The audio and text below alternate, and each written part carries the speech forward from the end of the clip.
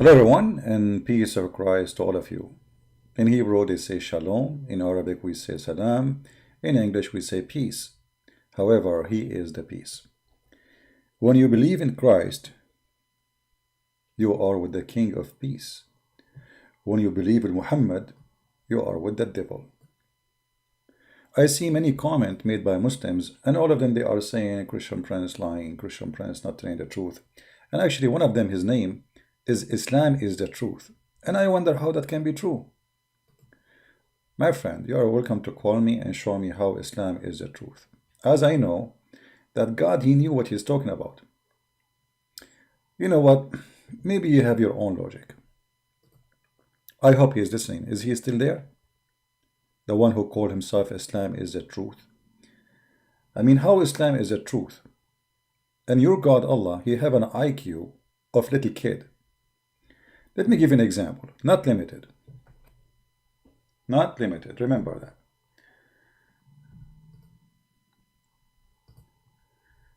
Let us say, for the sake of argument, Allah is God. Have you ever heard of a God? As an example, chapter 3, verse number 65, He say this. Read with me and laugh.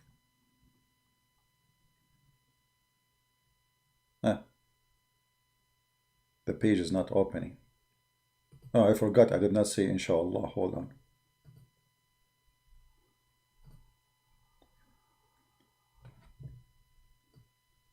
I will shave my 20-foot beard if you can bring me someone and he debate me and he mentioned to me this verse, because we will die laughing at the stupidity of the one who made this verse, whoever he is.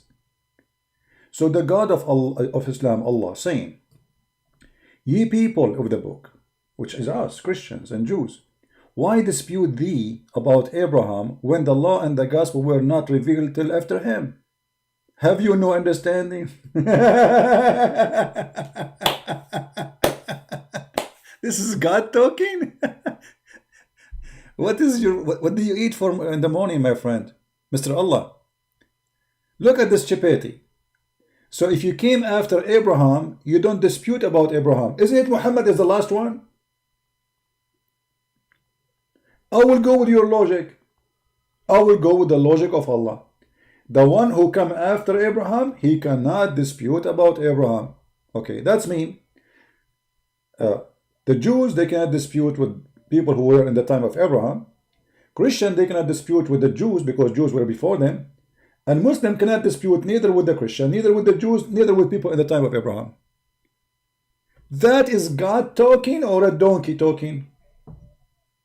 Where is the guy who called himself Islam is the truth?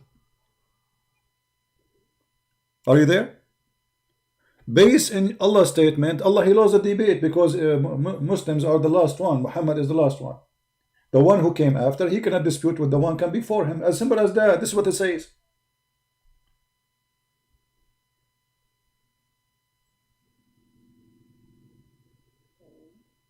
Are you there, my friend? How this can be God? You tell me.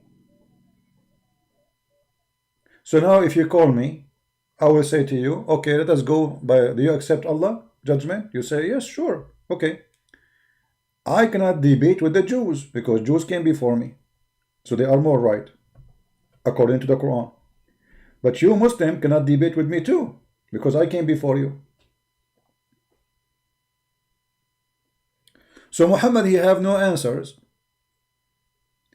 And he come with this stupid answer.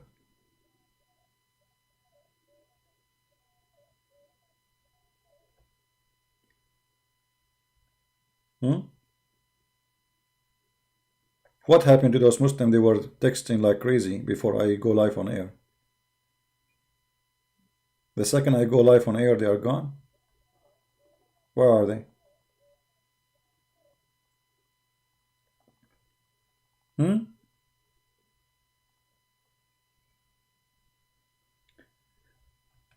Actually, in the same chapter, as long I am there, just to show you the stupidity of this book. Look at this. Abraham was not a Jew, nor a Christian. Unbelievable. You must be genius, man. Abraham was not a Jew and he was not a Christian. And how Abraham will be a Jew, you idiot? Do you know what Jew mean? Do even the one who made the Quran knew what the word Jew mean? So how the father, the grandfather of the Jew, not the father, the grandfather of the Jew, he is going to be a Jew? Stupidity. Somebody give him like some protein, some vitamin, like I don't know, take him to Corona hospital. This guy who they call him Allah, obviously he was infected by high level of Corona. Abraham was not a Jew. If we ask Zakir Naik about this issue, for sure Zakir Naik gave an answer. Brother Twitter, the Christian they claimed that they are following Abraham. And they do what they believe, they are following Abraham. But the truth is, Abraham was not a Christian and he wanted to do. He wanted to? He wanted to do. That is genius, man. I mean, that's it. We are Christian, we have nothing to say. And Abraham was a Muslim. Hold on. Abraham, he was a Muslim. But you Muslim, you say that Moses was a Muslim. And Isa was a Muslim. So the second you say a Jew, you are saying a Muslim, you idiot. Do you see the contradiction? Because when you say, let me show you, hold on, give me a second. Isn't it the Quran says that those who they are Jews and those who they are Nasara, they are going to go to heaven? Why they will go to heaven? Because supposedly they are Muslims. Chapter 2, verse number 62. Hello. And even the Sabians who worship the stars are Muslims, which is very funny. So those who believe in the Quran, those are the follower of Muhammad, and those who they are following the Jewish scriptures, thank you very much. And those who they are the Christians, that's wonderful. And the Sabian who worship the stars, all and whoever and any who believe in Allah, they will go to heaven. Okay, I will go with the logic of Muslim. They say that Musa was a Muslim, Isa was a Muslim, Christian they were Muslims, and Jews were Muslims. So how we can function with the other verse here? When you say that Abraham was not a Jew and not a Christian. Are we listening, guys? If he promised them in chapter 2, verse number 62, that he will go to heaven if you are a Christian or a Jew. Why they will go to heaven? Because simply they are Muslims. Because only Muslims can go to heaven. Isn't it the Quran says, Ad-dinu inda Allah Islam? The religion for Allah is Islam.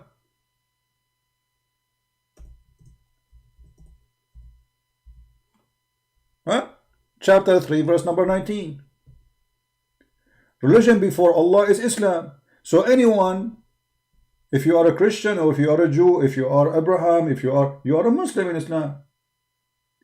And here you see the stupidity of the one who fabricated the Quran. Because in one side he say Abraham was not a Christian, neither was a Jew. And one side he say that Moses was a Jew, Isa was a Muslim, Abraham was a Muslim, Jesus was a Muslim, and those who follow him, they are Muslims too, and even they are promised to go to heaven.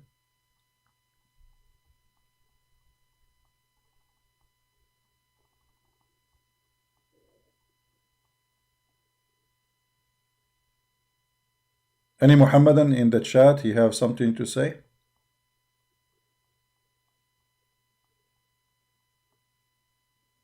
Hello?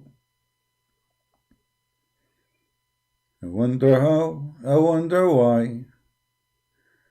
The intelligence when Islam come says goodbye. And all what I can see, crazy Allah around me. What is that, man? The language of heaven is Arabic. Well, the Muslims are very confused about those things. I mean, like, you know, some they say it is Aramaic, some they say it's Arabic, some, you know. Islam is a collection of fiction. Where is the Muslims who were posting in the chat? I mean, those people, they were attacking me in the chat for the last two hours. I saw them. You know, I check from time to time. the chat, and now they are bingo, gone. Where are you? Anyone want to drink some? I'm drinking this called we call it chocolate. Cocoa, not cocaine, not cocaine, cocoa. By the way, in case you do not know, Allah is the one who made the cocoa.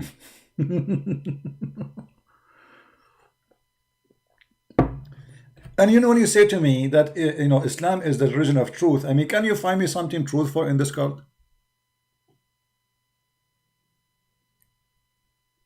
Like what? 777, can you help me? My friend, you do not need help. You have the agent code of James Bond. You are the last one need help. 777, I need help. Hello? So here we go. I'm going to give you an offer.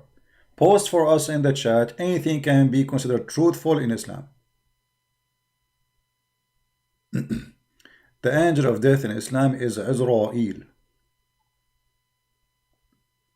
Israel is the same angel which Prophet Moses, he did box him and he took off his eye. And by the way, this is a true story. I witnessed, I was there. Very well known story, brother.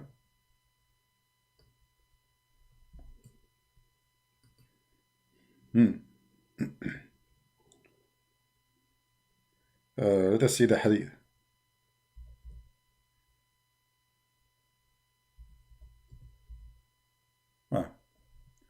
Let us see.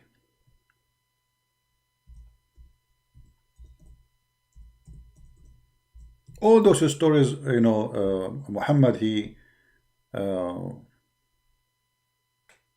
know what's wrong with this website.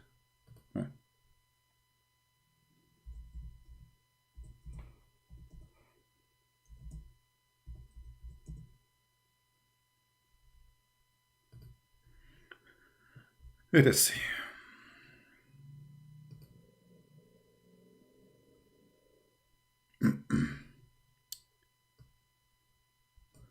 Let us try to find different source. This one cannot be found. We will find. Here we go. Here we see the story, which is a true story, by the way. I saw it, and even Musa's, he have his camera on live on air when this happened. The angel of death, who says that? Muhammad, supposedly. When Allah, he sent the angel of death to Musa's, which means to take his life, to take his soul. He went to him. He went to who? To the angel of death. Be my witness. Muslims, Allah is God of the truth. And as long Allah is the God of the truth, Muhammad, he will tell nothing but the truth. I mean, we have to admit. So when the angel of death was sent to Moses, he slapped him severely. What he did? No, severely, more severe. Even harder. Again, and again, and again, and again. Okay, Musa is getting tired now. Spoiling one of his eyes. And the angel went back to Allah. The angel went where? Back to Allah. What happened? And he said to Allah, you send me to a slave who does not want to die. Allah restored his eye and said, okay, no problem. Go back. Okay, you guys are funny. Go back. Okay, I will send you again.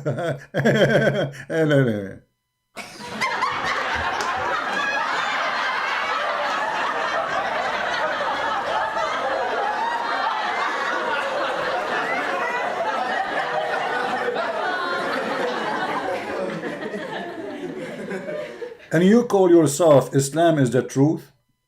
Obviously, this is a true story. And Muhammad never lied.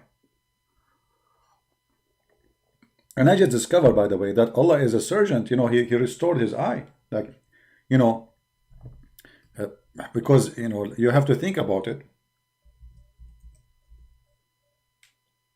When Musa slapped the face of many times of the angel, and his eye came out like boing. It's not easy. Trust me, it's not easy. It's not easy to be an angel and now your eye is coming out like a rasur. And now you go all the way to the seventh heaven and your eye is coming out like this. Very horrible. Very scary. And now you are an angel with one eye. People, they will think that you are the Dajjal. Isn't it Prophet Muhammad, he said that the Dajjal have one eye? So now we have an angel of death, he have one eye too. MashaAllah.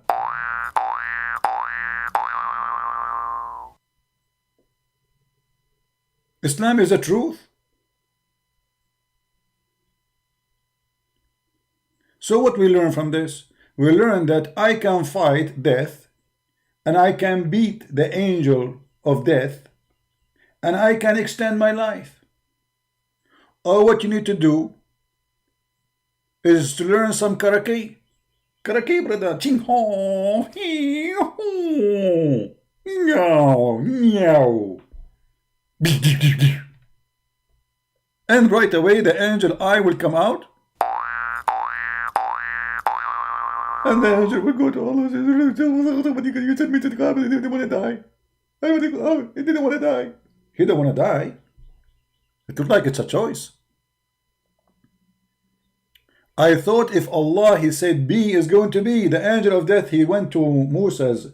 Is that the order of Allah, or the angel of death he chose to kill as he wish? The Muslim, they will say it's the order of Allah. So where is the religion who believe if Allah wants something to be, he say be? Hello?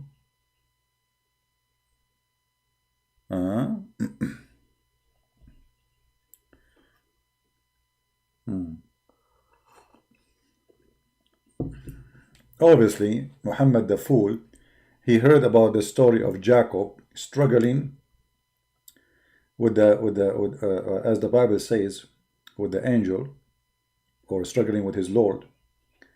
And Muhammad, he just some change, in this scenario.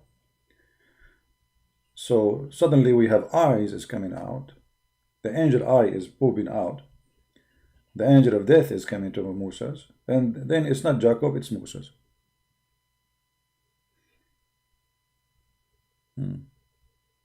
Anyway, this is not our topic, really. I'm not going to talk about this, even though I like to hear this. Remind me when I was a kid, last year, we used to watch cartoon. And in the cartoon, we learned in the cartoon, like, that shooting stars is a missiles sent by the Titan God.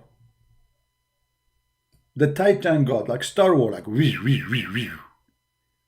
Have you ever heard of a God? He teach us in the Quran that he shoot the shaitan in their ass by a star, and this is why the stars are created.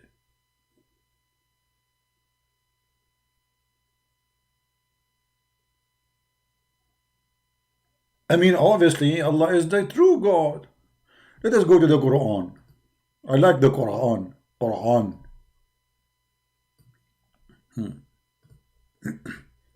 Look what the Quran says about the stars, Baghazar. It doesn't say that, CB. It doesn't say that, CB. You are lying. Read it, brother. And by the way, the Quran is different from the Bible, which means you can quote one verse out of all the chapter, nothing will change, because all this, the book is stupid. There's no connection between the verse before it and the verse after it. Like, read with me. What is the connection between this verse And this verse. And this verse. And this verse. What is this? But anyway, read with me carefully. And we have from between two brackets. When a Muslim between two brackets, it's mean like this is of their own fabrication. But anyway, we have adorned the lowest heaven with lamps. If the heaven only in the lowest heaven, the stars. And look, guys, do you know that the Muslim, they claim in one day's articles about Quran miracle, they say that Allah, he made the heaven seven layers, and they say this is the atmosphere. Do you see how we get them busted easy? If the Quran is speaking about 7 layers and this is supposedly the atmosphere, but Allah says here that he put in the atmosphere the stars. I mean, you do not know how good your lies is and how hard it is to defeat.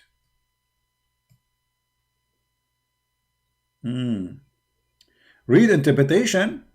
Guys, I will do the command of Mr. In a second, Mr. Truth, he will say, I did not ask you to read the interpretation. Brother, are you sure you want me to read the interpretation? Are you sure? I will repeat my request for you, brother.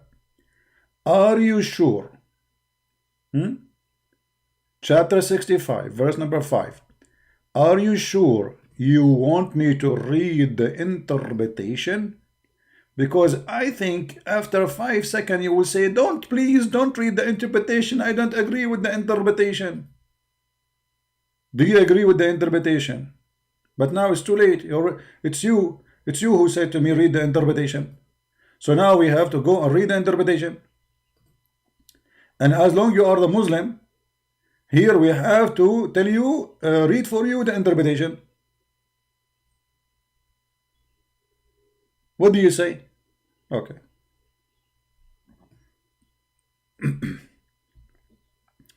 This is Ibn Kathir. As you wish, my friend. We are here in your service, brother. Let us zoom in. Hold on. Let me make the text bigger.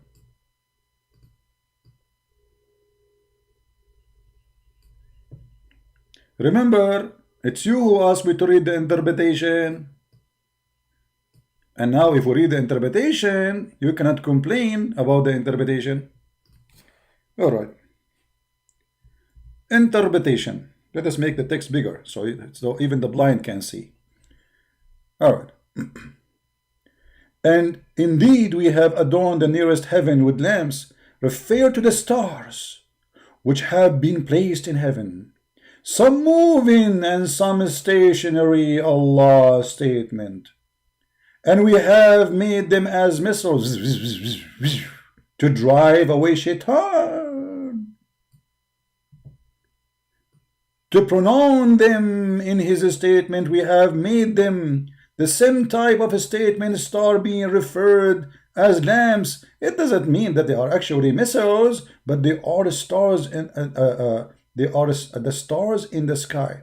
Are not thrown, rather they are meteor beneath them, and they are thrown, taken from the stars, and Allah knows best. That's it. The guy, he finished it with Allah knows best. Are you satisfied now? This is Ibn Kathir. Ibn Kathir, he is not, I mean, he lived between the Syrian educated Christians, so he's trying to be smarter than the rest of the Muslims. But he admitted they are stars. And now he's saying those most likely they are meteor. But the Quran says they are lamps, and the meteor are not lamps. Right? If we go to different interpretation, maybe you don't like this interpretation. Let me open for you another interpretation. Give me a second, please, to give you another interpretation. We have all the interpretation you want. Any interpretation. You like it, we will give it to you. 67, chapter 5, verse number 5. Okay. Let us see.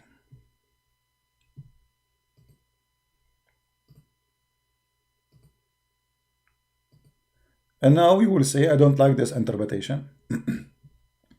This is Tafsir al-Jalalain. Who? Al-Jalalain. Who? Al-Jalalain. Who? Al-Jalalain. Who? Al-Jalalain. Brother, for some reason I cannot hear you. And verily we had ordered the heaven enclosed it to the earth with lamps, with the stars, and made them missiles against the devil, should they attempt to listen to stealth, in which case a meteor of fire detach itself from the star, and just like the brand taken from the fire either kills the jinn and kill the genie. So now the Quran explained to us that Allah, this by the way, this is the Muslim interpretation. The Quran does not say it's a meteor. It says we made the sky with lamps, and we made those lamps missiles, not a meteor. Here the Muslim trying to fix it. The older the interpretation is, the more horrible it is. This is Ibn Abbas.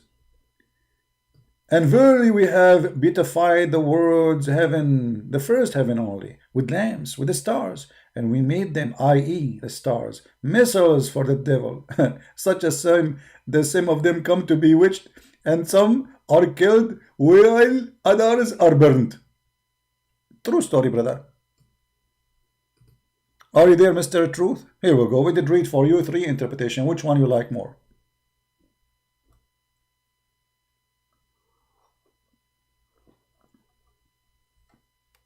Islam is Balboos. Are you there? And the funny, they call themselves Islam is the truth. It's obvious, isn't it obvious that Allah, He made the star to show the shaitan in his ass, and some of them they are burnt, and some of them they are killed. And by the way, how you can do that? Shaitan, he lives inside the earth. So how you can shoot him? But just to complete the story, because we don't want to miss the story, by the way. You know, I mean, there's a rest of the story. Christian Prince is hiding the rest of the story. I mean, come on. Brother, Shaitan, he climbed up to the heaven, and he tried to steal information from Allah. Chapter 15, verse number 18. Yes, brother. This is like CIA business, KGB.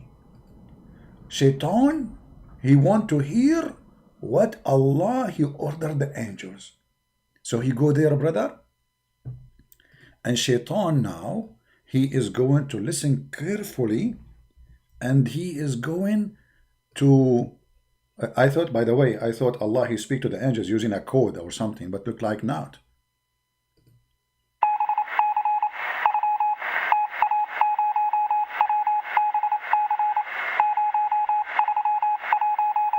And now Shaitan is listening to the conversation between Allah and the angels.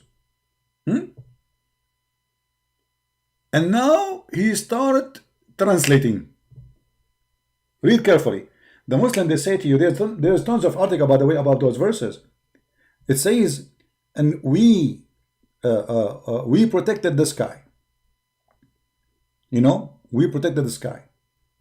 But they will not tell you that what Allah protected the sky from. They say, oh, the sky protected, this is the atmosphere. How the Quran knew that? It is stupid idiot. This is about fiction. This is about protecting the sky from inside out, not the opposite. Shaitan, he cannot go up to the sky. And the fabricator, they made articles saying this is about the atmosphere. So look how fiction is stupidity became science. And we have guarded them from every cursed devil. What? We guarded what? The heavens.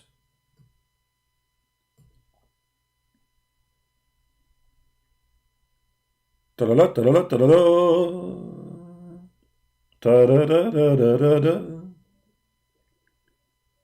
guarded the heaven from the devil.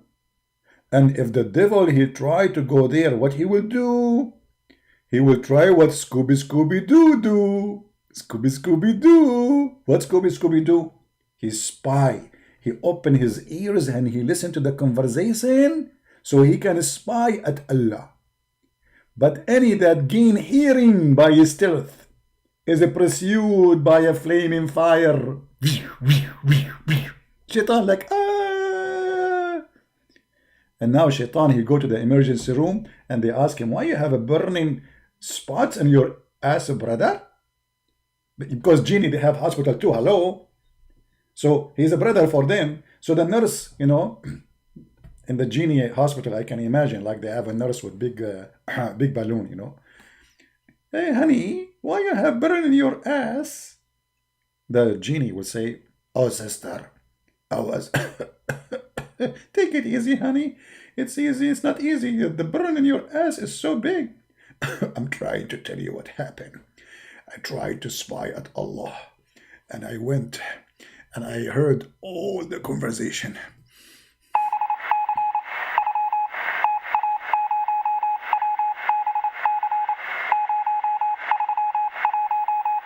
To the end, sister.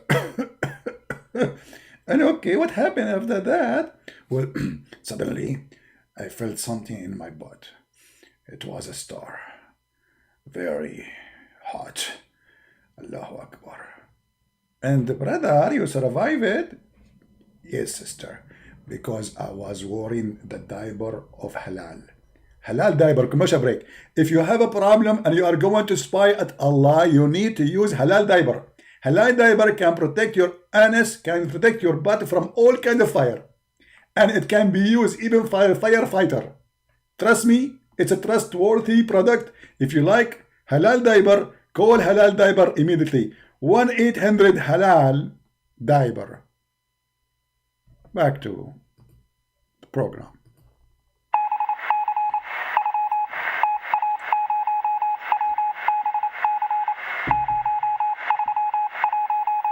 What happened to you? Islam is the truth. This is the truth of your religion. Where is the Muslim who brag about the Bible is corrupted, Jesus is not God, Quran is the truth? And we did not even read anything yet. We are just taking a snack. This is a snack for Christian Prince. We did not start. Shall we start the program? Commercial break. Let me talk to the director. Do we have commercial break? Commercial break. If you like to read more about Islam, please read the Christian Prince books. You can find them everywhere, exception of the sorry, we have technical difficulty, but what the heck is that, man? This is Islam. This is the religion of the truth, and this is and you are trying to convince me to convert to Islam so I will get virgins.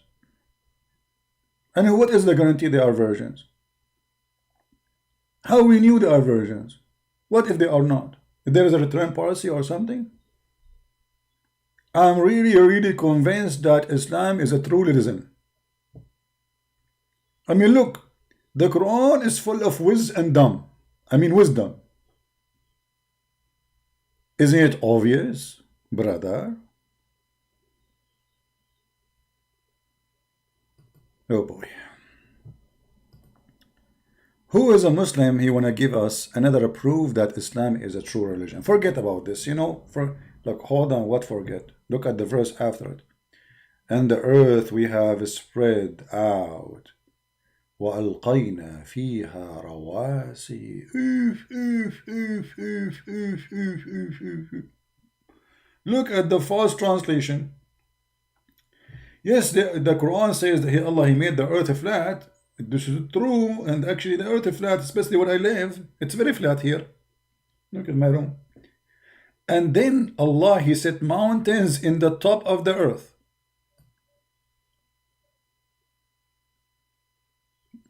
Is it true really that Allah, He set mountains in the top of the earth? Let us see.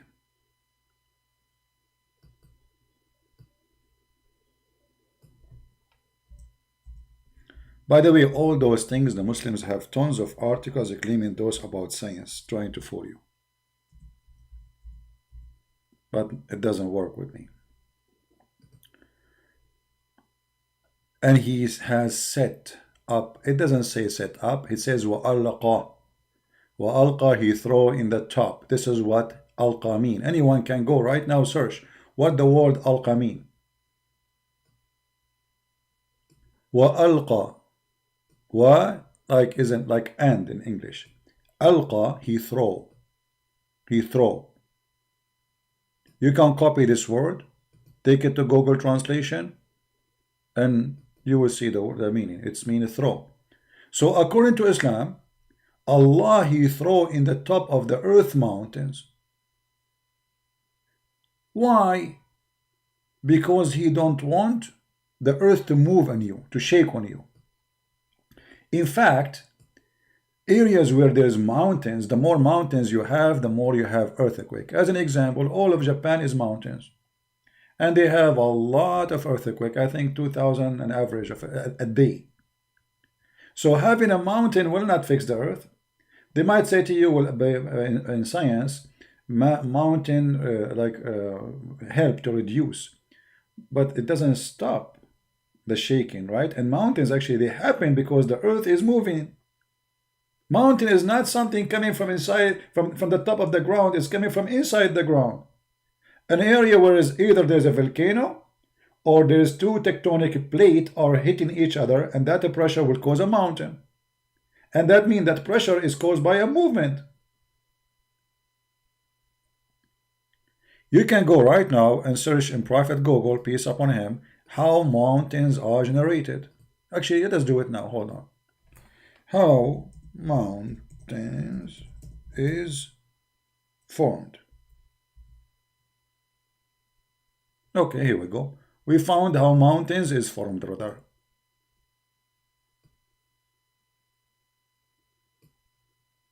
Now, who is the stupid? Mountains are formed because simply there is a movement. And because there is a movement between two plates in the ground, in the earth, that area where those two plates they meet is going to cause a pressure from the two sides, and that will lift up the ground. And this is what mountain how the mountain happened according to the Quran. And this is one of the way of format, by the way. The other format is the volcano, where the magma, the lava come out. So what the Quran is saying that Allah he placed mountains in the top of the earth is a lie. It's a stupid. If we go right now and we read the interpretation for this verse, shall we? Chapter 16, verse number 15. So the Muslim, they will not say we're making things up. 16, 15. Go ahead. Zoom out.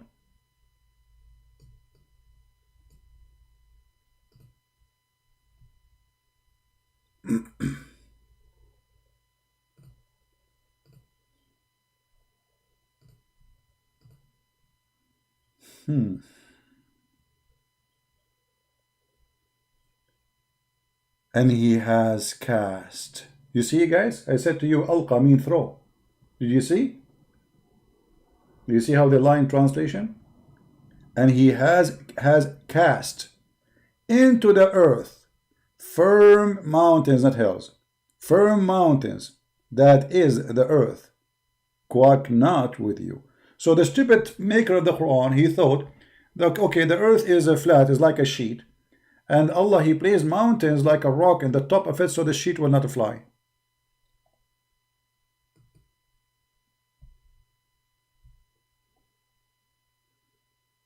And they have thousands, if not millions of videos about scientific miracles of the Quran.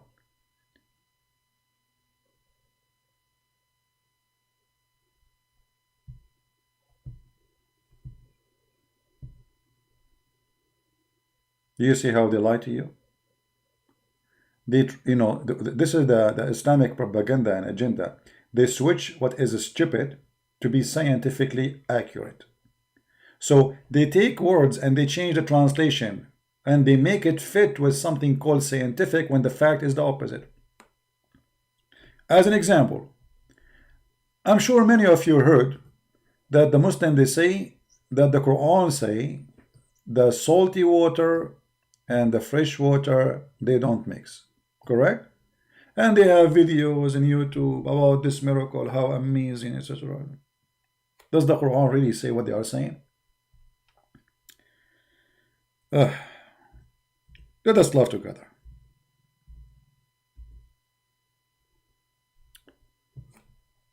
Chapter 25, verse number 53, and chapter 55, verse number 20 speak about this, about the barzakh. Read with me carefully. It is He who has let free the two bodies of the flowing water. One is palatable and sweet, and the other is salt and bitter. Yet has made a barrier between them, a partition that is forbidden to be passed. I mean, the lie is exposed even in the verse. It says they are forbidden to pass. Science doesn't say anything about this, as the Quran claims. Science says when you have a current of salty water or fresh water in the ocean, that water will take time to mix. It doesn't say will never mix. And you don't need an ocean to do that. Go a cup of water, which is fresh water, and get another cup, mix salt with it, and put them together. Let us see if they are forbidden to mix or not. You know what I mean? If they are forbidden to be mixed, does it say in front of you, it is forbidden for them to pass? People, does it say that? Does it say it's forbidden for them to pass? Or I'm making things up? Hello? Hello? You want some sad music with it? Ah, you are a music guy. Aha! Man, why you did not tell me from the beginning that you are a music guy? We have, you know, we are here to make our customers happy. Okay, we will make a music with this drama, because it's a drama.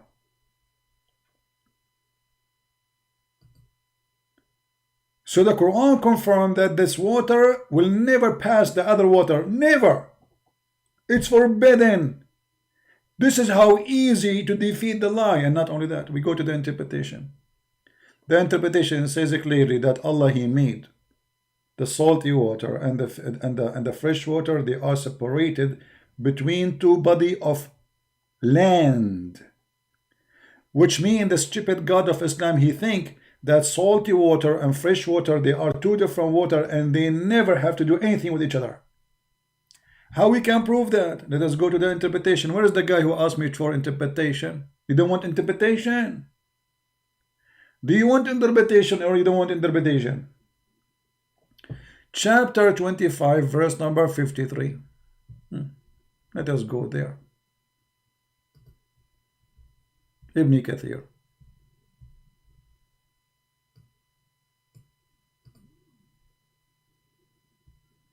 See how easy to spank them. Islam is the easiest cult to spank. All what you need, just do your study, do your homework. Knowledge, my friend, knowledge. Knowledge is the only way to fight deception. Otherwise, anyone can deceive you. When you do not know, you do not know. Anyone can lie to you, and you know. So if we read here, it is He who said the free two seas. First of all, the Quran says two seas, which is wrong. The fresh water is not a sea. The Quran believes that this is two seas. Marj al-Bahrain. How in the world the stupid maker of the Quran thought that the fresh water is a sea? Where we can find the sea? So Muhammad, he believed that the water which we have under the ground is a sea. We are floating in the top of a sea. And why this is coming from, if you remember before we mentioned to you the chapter of Noon. Who remember the chapter of Noon? Noon. Who remember Noon? You know about Noon, which is Al-Qalam.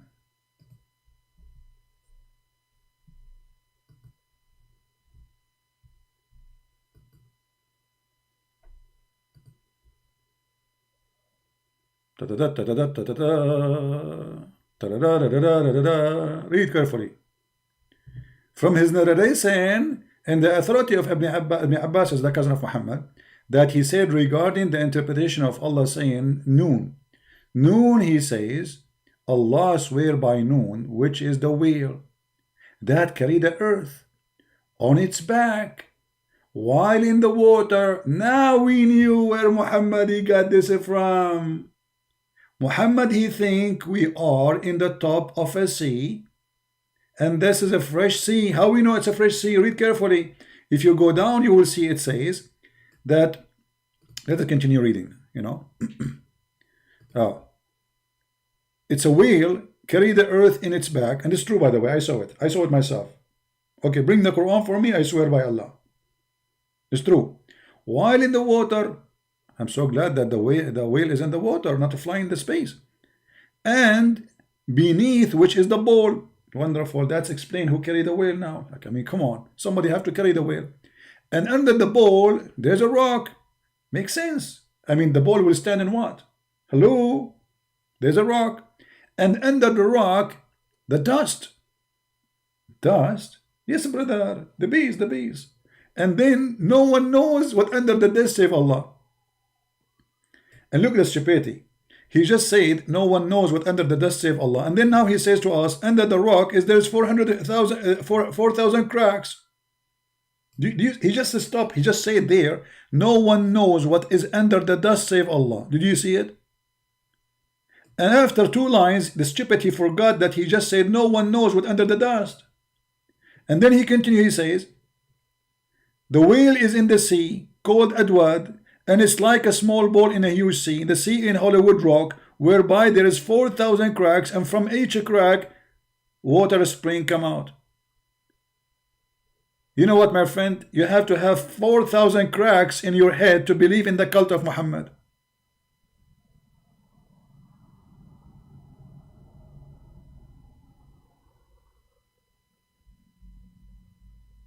Huh? What is this?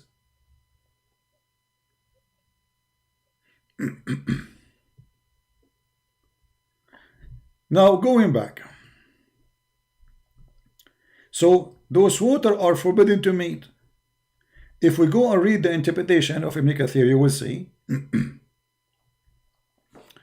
that this water is a sweet water and this water is a salty, etc. Blah blah blah blah blah blah blah blah blah.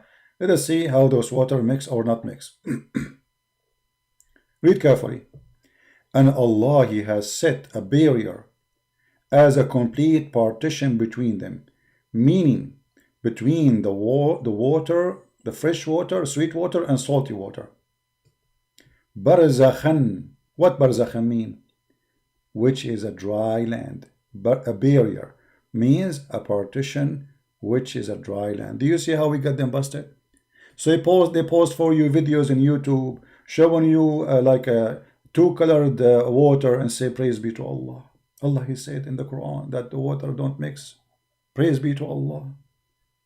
When the Quran using the word in Arabic clearly, it says barzakh, and barzakh is nothing but a dry land. Do you see it? Even it says in Arabic وَحِجْرًا مَحَجُورًا, the word hajar, you know, or hijr, coming from the word hajar. There is a barrier which is a land.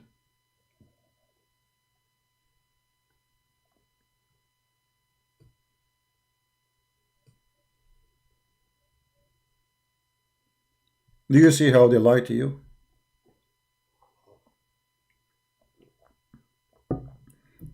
Why we have only 900 something here? Where is the rest? Okay, I will change the topic. I will talk about something more attractive. Let us switch to something more attractive.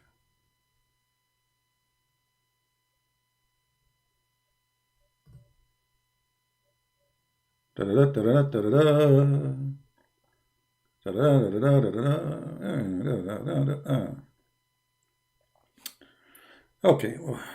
as long as we talk about something attractive, so let us talk about something attractive for men first. Something convincing will make a lot of men right now convert to Islam. كواهب أترابا.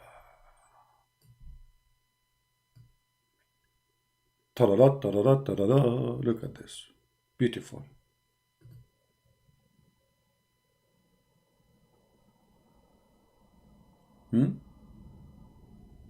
Have you ever heard of a beautiful God like Allah? He promised us women with big boobs. Isn't it beautiful? We have to be honest here. This is not only scientifically true. This is horny true. So brother, if you accept Allah, brother, Allah will reward you with women with big boobs. In case you never saw boobs before, brother, I will do it to you in a halal way. Boobs are like a car tire, like this, brother. And in the middle, brother, there's like something like a screw here, brother. And they are two, not four. And they are from one side, which means if you go the other side, brother, there is no boobs. Only on one side, brother. And those boobs, brother, they are so big and beautiful. And they are in the top of that. Let me explain to you, because most of you are under the age of 70. And you do not know what I'm talking about. I'm very sure. And this is where you get knowledge from here. Those boobs, brother, because they are so big, brother, so huge, brother, if you suffer from, let us say you are driving your car, brother, and then, brother, you hit somebody in front of you. Those boobs, if you put them in front of you, they will protect you and they will do boing boing. It's like, brother, the same as the pillow they do for you these days in the car for safety. And here, brother, you see how Allah is thinking about your safety, protecting you by the boobs of those women.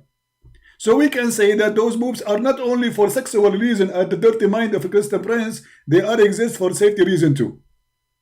And that will reduce, brother, your insurance.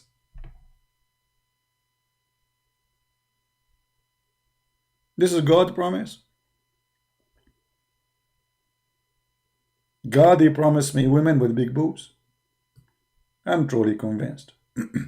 And look what the connection between the big boobs and the verse after it. A cup full to the brim. May Allah brim you. So Allah now, He will give me big boobs. And now Allah will give me a cup. And this cup is full. To where? To the brim. I mean, it makes sense. You know, if you have those boobs, you need next to them a cup. Allahu Akbar, brother. And the cup have to be full, brother. Imagine the cup is empty and they are half full. That makes sense. This is the book of God.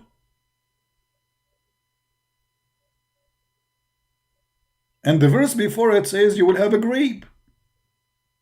I'm not sure why not coconut. I mean, coconut will be better. Where is the guy who say Islam is true? What happened to them? Why did they disappear? Look how quiet they are.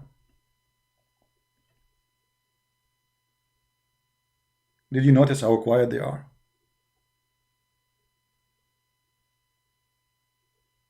Brother, is the boobs too are full to the brim too? Or only the cup? Like there is something like surprise inside those boobs? Because I'm really worried. I'm afraid that we suckle those boobs and then we get gas. What is inside those boobs? Okay, we get the idea that they are big. But what is the guarantee that what is inside the boobs is not something harmful?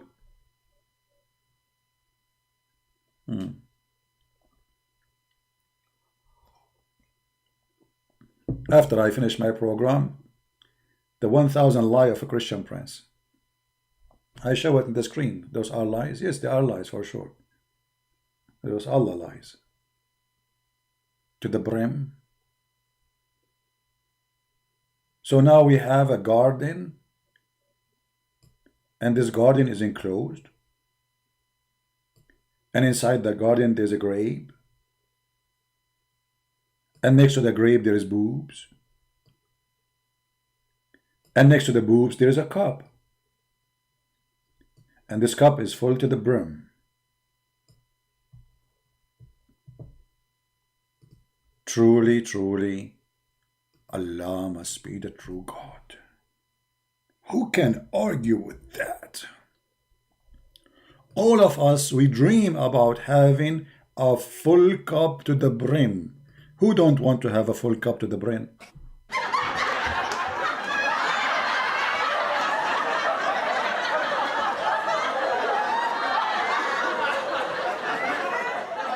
You made me laugh when you said the Abdul they have no energy because they are fasting. My friend, no Muslim fast. I am from the Middle East. I grew up there. When I was a kid, I remember. I mean, we are just like in the elementary school, very, very small, you know. So I went with a Muslim kid to his house, and we went inside the house, and his mom, she have cookies. So we start eating. It was Ramadan. And then when we are leaving, he said, wait. I said, what? He said, hold on. And he grabbed some salt and he put it in his lips. I said to him, what are you doing? He did not answer because he cannot answer. He have to stop talking so the salt will not fall from his lips. And then we left. I said, why you do with this salt thing? He said, this is what my dad and my family do. Because we eat in Ramadan, but when we go out, we put salt in our lips so our lips will look dry. I said, okay, that's wonderful. All right, now we learn a trick. So they go inside the house, they eat like a goat, and then when they want to go out, they put salt on their lips, and the salt will make your skin dry, your lips are dry, because going to suck all the water, and that will make your lips like you did not drink for long.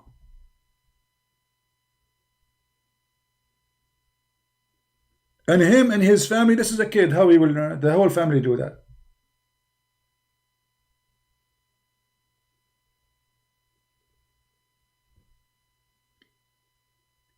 Actually, if you go right now and search in Google, you will find that the price of food in the Middle East, in Islamic countries, goes skyrocketing. Why? Is that because Muslims are fasting or because Muslims are eating more? The answer is simple. They are not fasting, they are eating more. Let us type in Google, food price,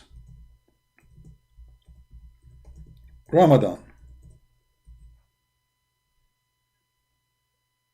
Food price, Ramadan. Hold on. I'm typing in Arabic. Food price, Ramadan.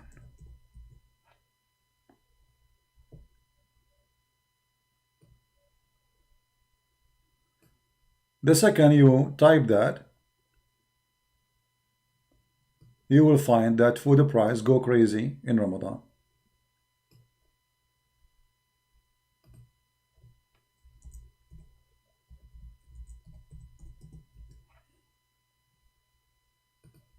Read with me. This is Muslim news agencies reporting how the food price in Ramadan goes skyrocket. Why food price skyrocket during Ramadan? Why? Because they are fasting, brother. They don't eat. Nobody buying food. In fact, they are eating food like crazy.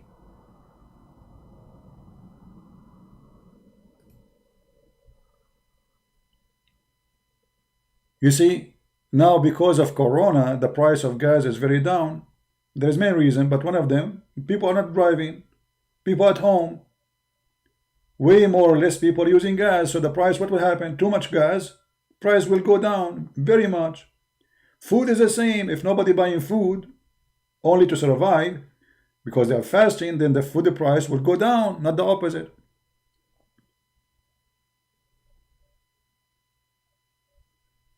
right?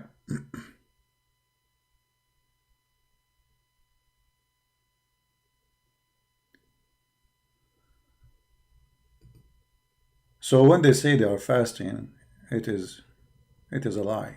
They don't fast. It is the month of belly dancing, the month of drinking, the month of smoking, the month of shisha. Go and see.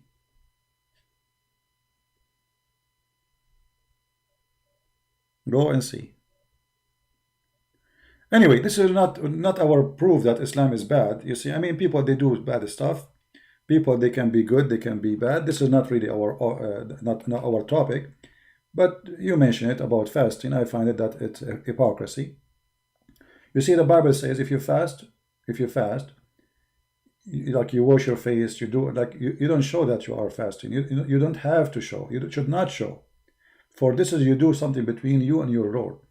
Muslim, when they fast, they have to tell everybody. They put it in TV. Anybody, my brother, I cannot talk to you. I'm fasting right now. So the whole world will collapse in their countries. And this is the time when the economy of those countries go down to zero because nobody works. They sleep all the day. What is the point of this fasting?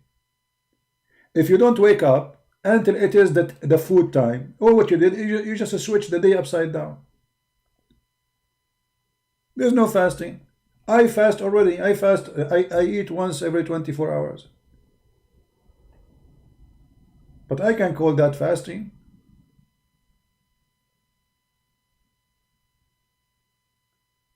And Muhammad was fasting, but he was kissing and sucking the tongue of Aisha. I mean, this is a lot of fasting. And Aisha, she said, well, who of you can control his private part like the Prophet?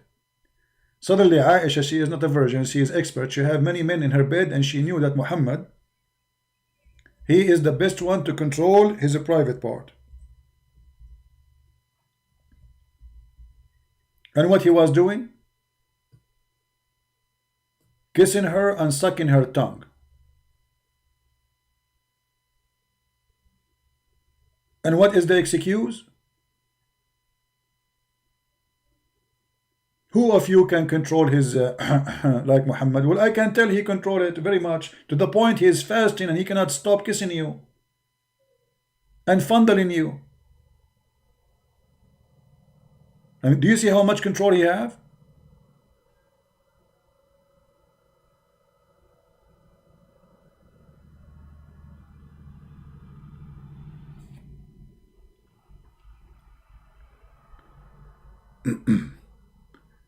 That is a lot of control.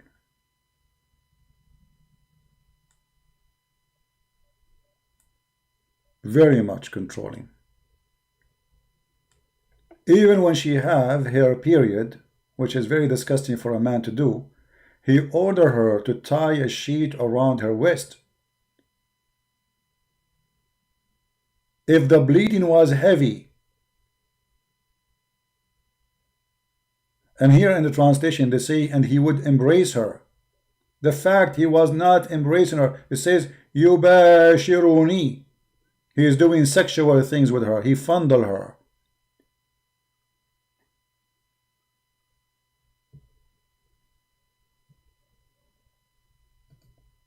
And actually, here we go in different translation. They hide it in the first one, and the other one it says clearly. The Messenger of Allah wanted to fondle any one of us during her period. Muslims, what fondle mean? May Allah fondle the Prophet. The Prophet, if you want to fondle any one of us during her period, he used to order her to put an izar and start fondling her.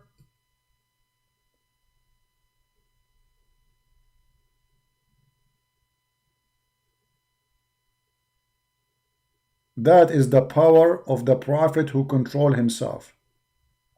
And then Aisha, she said, none of you could control his sexual desire as the Prophet could. Do you see it?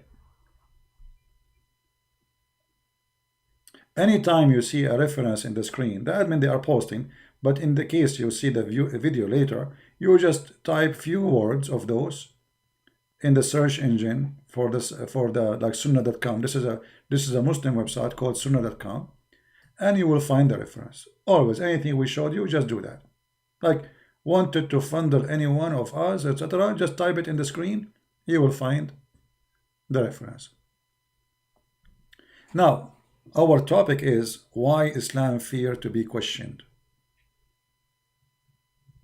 The answer is here. The second you question, the same second you find that Islam is a fraud and Muhammad is a bad person, sick person. This is why even Muhammad, he made in the Quran a verse saying, ask not questions. And he explained why you should not ask questions. Because if you ask those questions, you will leave Islam. Verse 101, and the funny, it's called number even 101. It's a miracle, brother.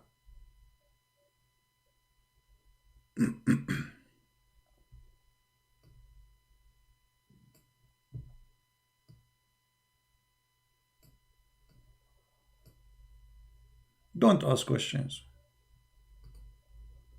Islam cannot stand for questions. The second you ask questions, Islam collapses.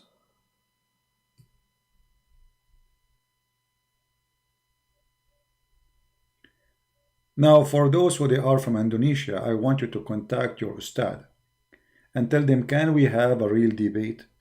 And you know, if their excuse is that the Christian prince, he might hang up on us, make it clear that anyone who is a sheikh,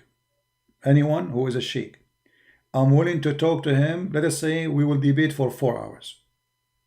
I will never hang up on you. I will never mute you. Never. And if I do, you are the winner. As simple as that. The topic is why I should be a Muslim. Or you don't want this topic, change the name as you wish, I don't know. Just come to me.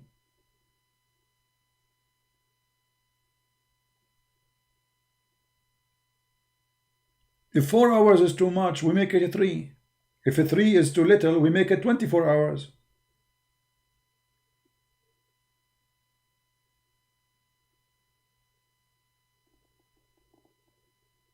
Who is a Muslim cleric? He like to... A moderator, you see, a moderator, that's mean that he can talk and I cannot talk, right? Until he finish, right? This is not a debate. If a moderator is to be there, so just like if things go crazy to cool it down, no problem. But both of us should be allowed to talk in the same time, so he can corner me, I can corner him. Otherwise, this garbage, 5 minutes for him, 5 minutes for me, is not a debate. Because he will get away with what he say, I will get away with what I said. There is no need for that. Equal rule for me and him. So he want to have a moderator, but the moderator does not mean that time for him, time for me. The moderator is, if like things go out of control, he can say, okay guys, please cool down, let us you know, that's it. If this is the case, no problem. Because the only way Muslims, they can get away with, they call debate, is this moderator garbage. Do you remember the debate, or if we can call it debate, between David Wood and Mimi Hijab? David Wood, he asked serious questions. David Wood, he made it clear. This is a serious question. The other opponent, he make it a mockery. And he did not answer. So, did the moderator say to him, but he did not answer him?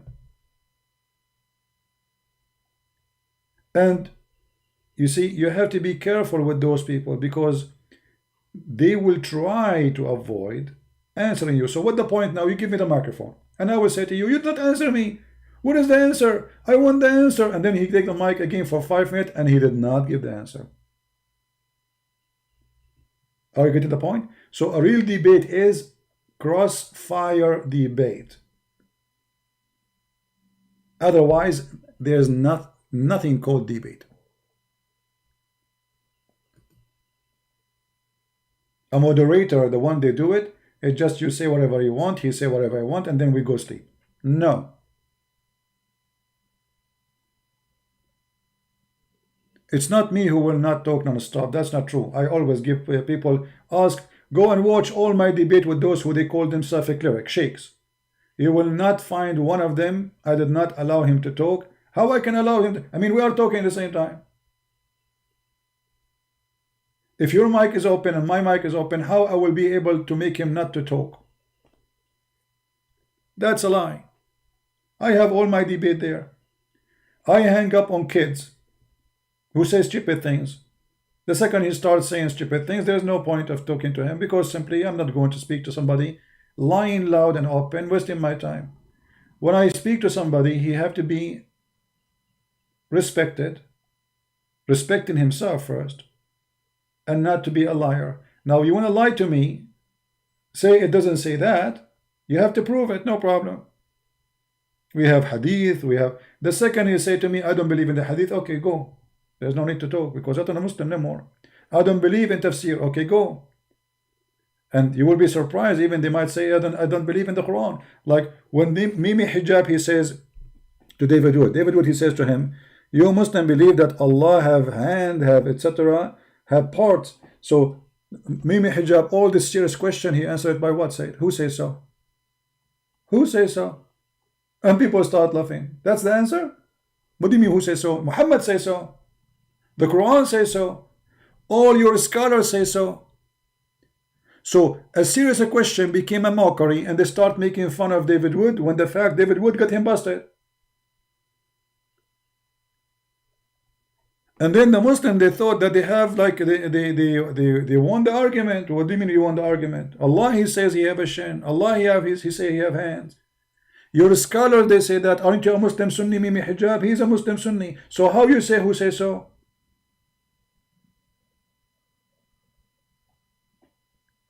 So those Muslims, they will debate you only if you are very polite.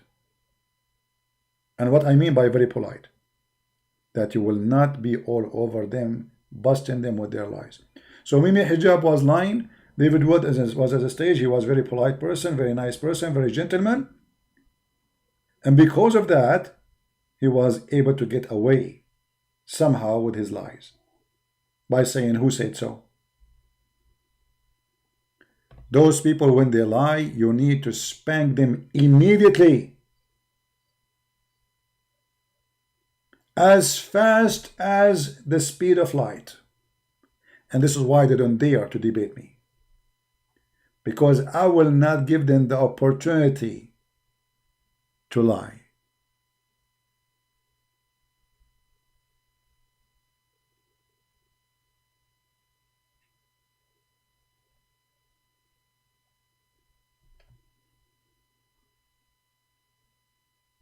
Even David Wood, when he went to the debate, he wanted to shake hand with this guy, filthy man, Mimi Hijab. He refused to shake hands. You see what happened when you are polite? They complain about Christian princes not being polite. I will never be polite with people like you. Why I want to even shake my hand with someone like you, Mimi Fifi Fabricator, who edited my videos. So you need to know that the Muslims, they have their own understanding of you as a Christian when you are polite.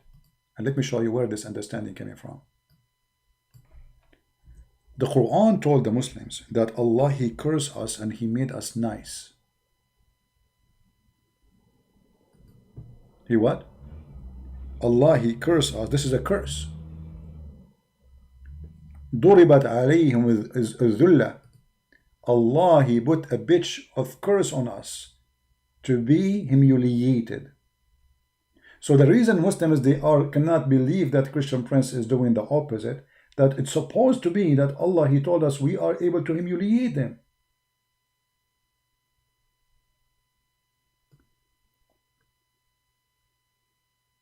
So when a Muslim, he see a Christian, he is nice, that will come to him that Allah, he curse you, so you are humiliated, so you are very peaceful.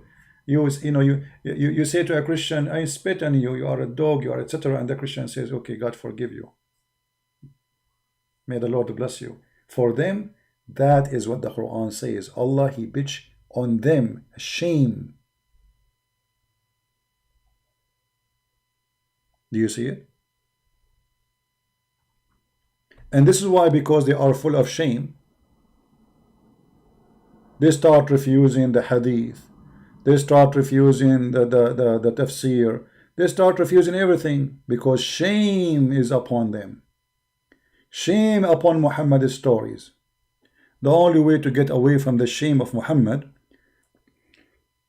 I will open Skype in case there is any Muslim want to call us. Maybe we can get someone to leave Islam today. The only one who would like to call is the ultimate fart, who is not a Muslim.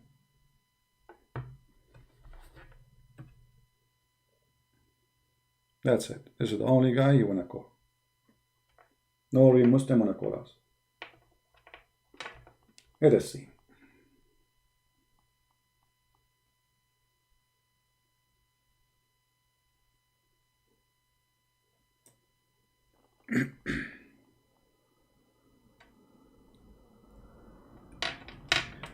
Let us open Skype and see who will leave Islam. All right.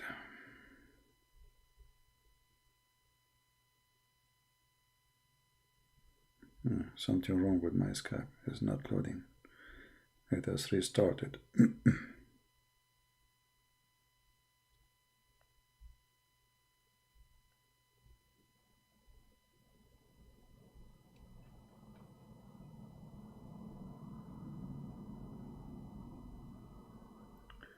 Get a new chair? No, I did not get any new chair. And this, what are you worried about now, my chair? You guys are listening even to what is under my knee happening. So now, what if I fart, you will know what I ate too? Are you watching that too? You're acting like Muslims now. Muhammad is farting. Muhammad is doing poo-poo.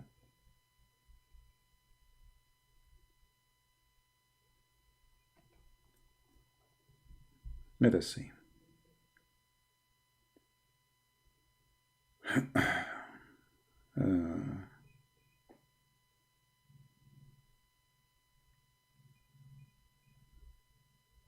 Let us see here.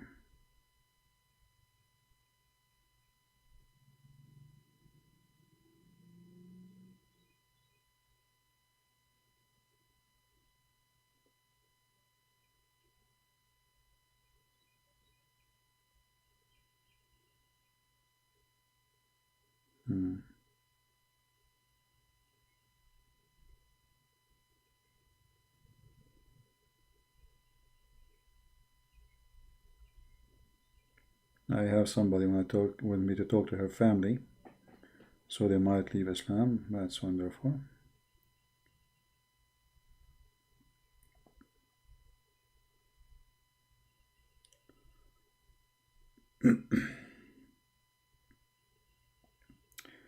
Where is the Muslim who text me? If you're a Muslim, you'd like me to call you, please text me.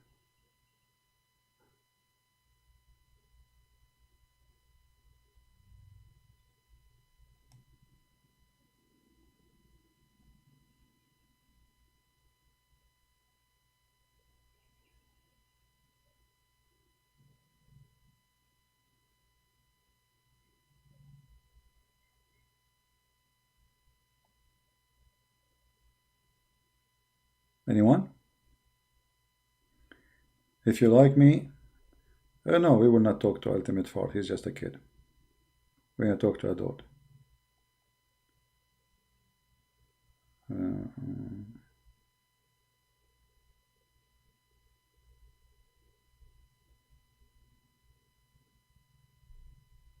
Any Abdul want to call?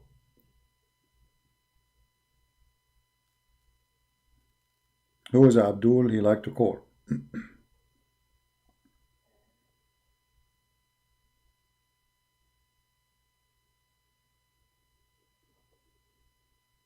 I'm looking. I don't have. The only thing I have is text from Muslim kids. Korean names.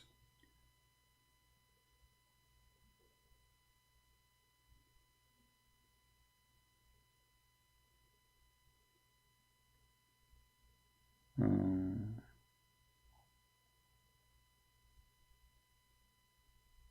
anyone? No, no, we will not let kids. Anyone he will, anyone he want to play games, we will not waste our time.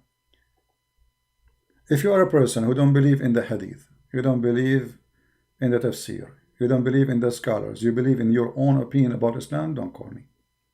Because we are debating Islam, we are not debating your own fabricated and your religion. We are debating a religion supposedly is established and there's hundreds of millions believe in it. If you have your own belief, that's your religion.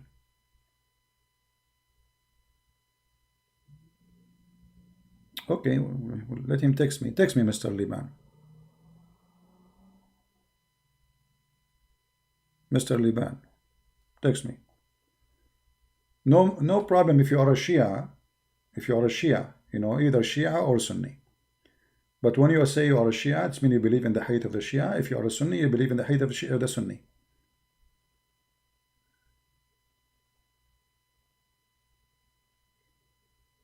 Okay, maybe we have a Muslim here. Let us see.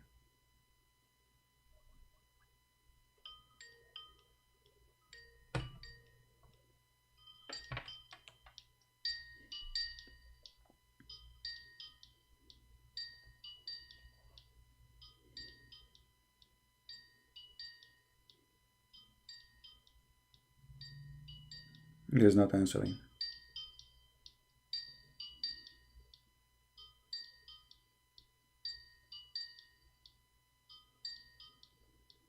Okay, my friend, you don't want to answer, so what you are saying to me? If you are a Muslim, only text me to call you. Don't call me if you are not a Muslim, please. Anyone?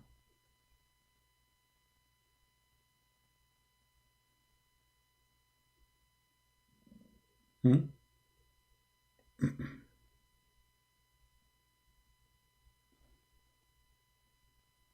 Who is a Muslim would like to call me? Just text me and I will call you back immediately.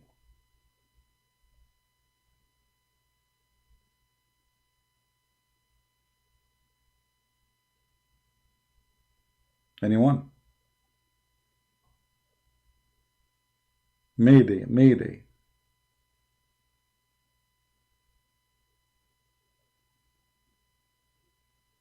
His name is Imam Murray. He don't even know what he's talking about. Imam Murray. You see those idiots, they say Christian Prince, he say this and he say that, but the one who told them that, he don't dare even to call me. This is how terrified they are. Is that telling you something? They don't dare. Okay.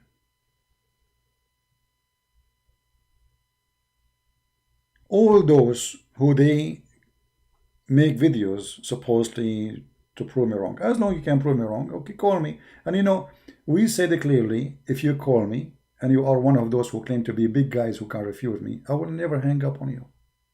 You know what? Give me your Skype. I will call you. Don't call me. Your Majesty. You are a king. Your Highness. Christian Prince humbly will call you. Still, they will not do it. Like this, Sabil Ali. Brothers and sisters. You can listen to the video carefully. And you can tell this is not my voice. He made a drama. Because we thought it's him. What about you call me and make it you? You Muslims, you are crying for having a title says Sabil Ali debating Christian Prince, and it's not you, but you are not, you have no problem that Allah replaced Jesus in the cross. And he made us think that this is Jesus. Do you see how coward they are? They make any excuse to run away. Brothers and sisters, and I'm ready to debate him. If he can go to Zoom, may Allah Zoom you.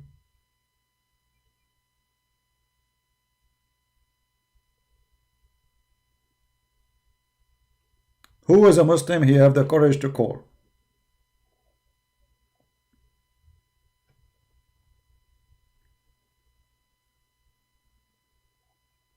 Who is a Muslim want to explain to us how Allah will shoot shaitan in his ass with the stars? No, he did not text me. No, I did not receive any text from someone, his name Liban.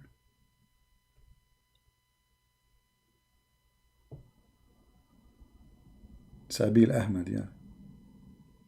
Anyone?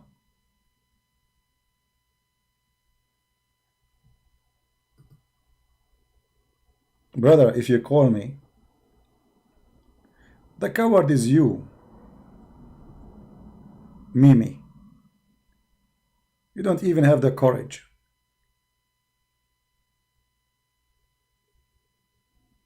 Text from Imam Murrah. Do you know how many Muslims they text me, they call themselves Imam Murrah? And the question, why you are calling yourself Imam Murrah? If there is no Imam Murrah, you idiot, aren't you the one who says there is no Imam Murrah? Why you call yourself Imam Murrah? You just admitted that Imam Murrah is true. Now, you know what? I will let you call me. If I show you that there is Imam Murrah, are you going to spit at yourself and spit at the one who says to you there is no Imam Murrah? Is that fair, guys?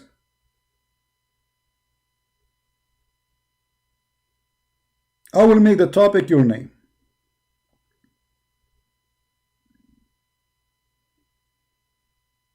And I will call you. What do you say? Say yes. Murrah, say yes. Did he say yes? I'm just looking for his name.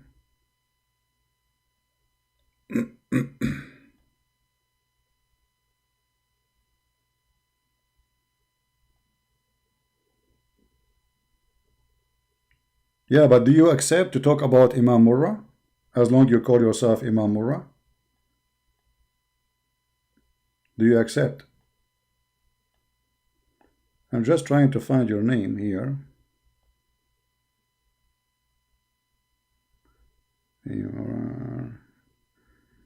I have 3 people, their name is Imam Murrah. I'm not sure which one is you. Text me. And I will take you right away. And the topic is Imam Murrah. Either people laugh at you or people laugh at me. Call.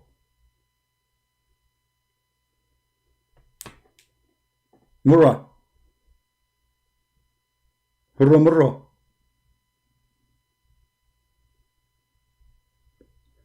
I will call you if you're not calling.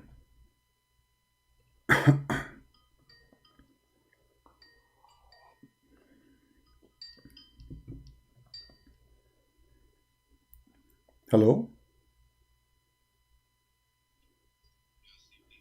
Yes, you are Imam Murrah? What? It's not my account. This is somebody else's account. I'm just using it to call you. Okay. So what do you want to say to us? Go ahead. Why are you scared of Fareed, bro? Why can't you I'm scared of what? Why are you scared of Fareed?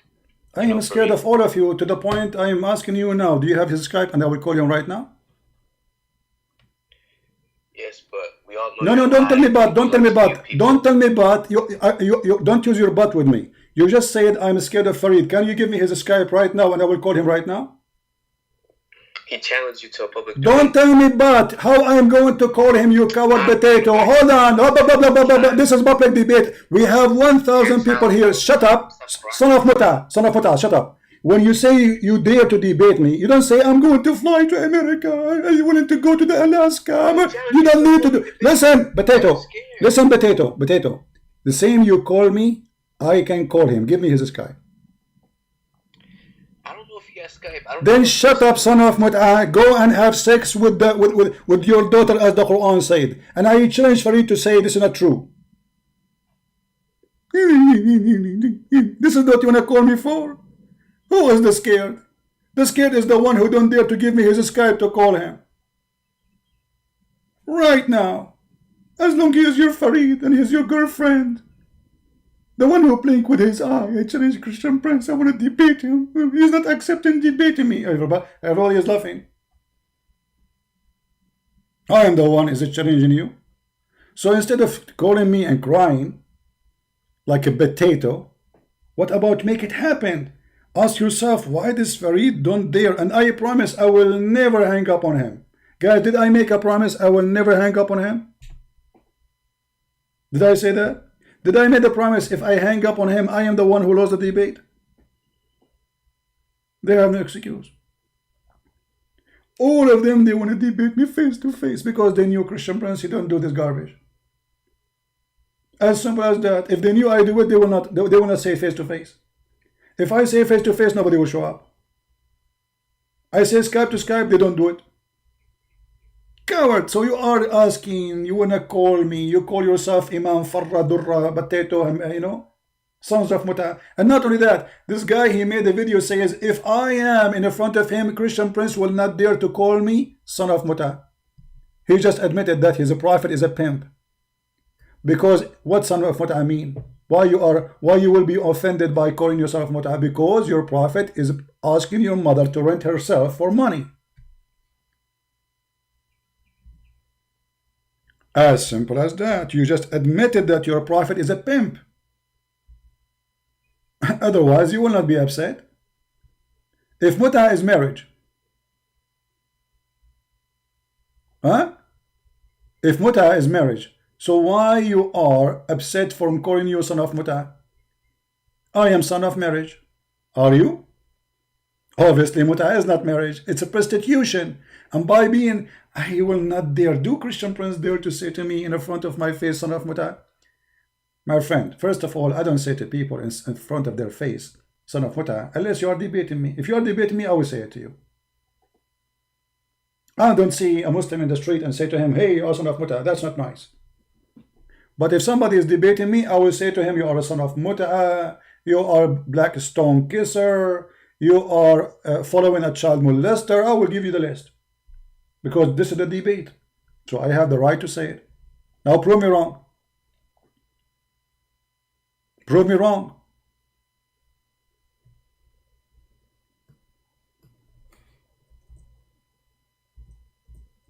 You see how Muslims, potatoes, they expose themselves? What kind of a prophet he give a permission to his followers to go and rent a woman for 3 days, 3 nights? Are you proud to be a friend of Fifi, who his mother, according to Muhammad, she is allowed to rent herself for 3 days, 3 nights? Is he son of a 3 days rent or 4 days rent? That's why he don't dare to call me. So they are heroes, but we cannot find them. And you are calling me, you are afraid of him. We asked Mimi Hijab to call me. He hung up on me. I am the one who called him. Correct, guys? It's there. He did not let me talk. In less than 5 minutes I spoke, he hung up on me more than 8 times. Hang up on him, hang up on him. And he called me bastard too. And what he do? He played video for me. Did you say that? Did you say to a woman, suckle me? I was reading your prophet, you idiot. And your filthy sister, she was speaking dirty about Jesus. You edit my video. Cowards.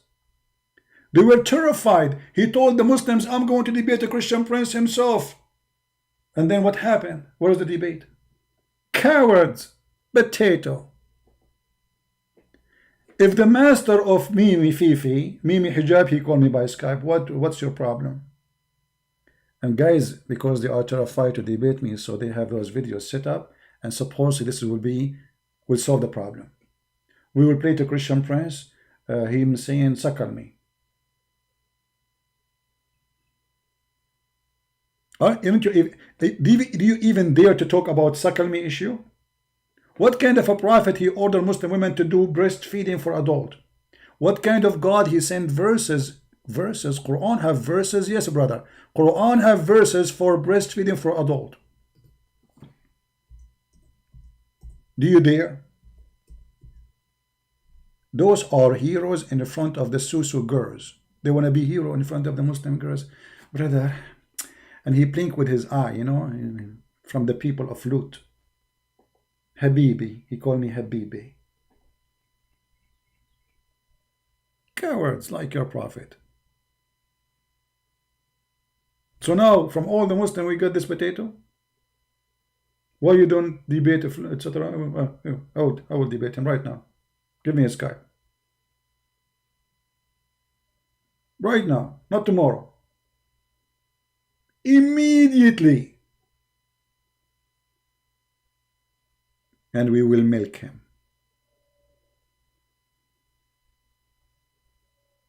Call me idiot. You want to debate me? You are complaining about idiot? You Muslims, first of all, you don't complain. You see, you are a coward. You are a potato. You did not even call to debate me. You are asking me to debate your stepfather. You don't even have testicles. If you are a man, you will say, I want to debate you. But look what happened. You lost your testicles because you maybe, I don't know what happened. You were fighting with some kids in the street. And now you are proud about the testicles of somebody else. What about you? Why you don't debate this guy? And we are, okay, where is he? And where are you? Why you don't debate me yourself? Are you half a human being? Are you a chicken? Huh? You did not drink camel urine like him, so he drank camel urine, you did not? So he's strong, you are not? Potato. Aren't you ashamed of yourself even to call yourself a man? You are like a bald who is proud about the hair of his neighbor.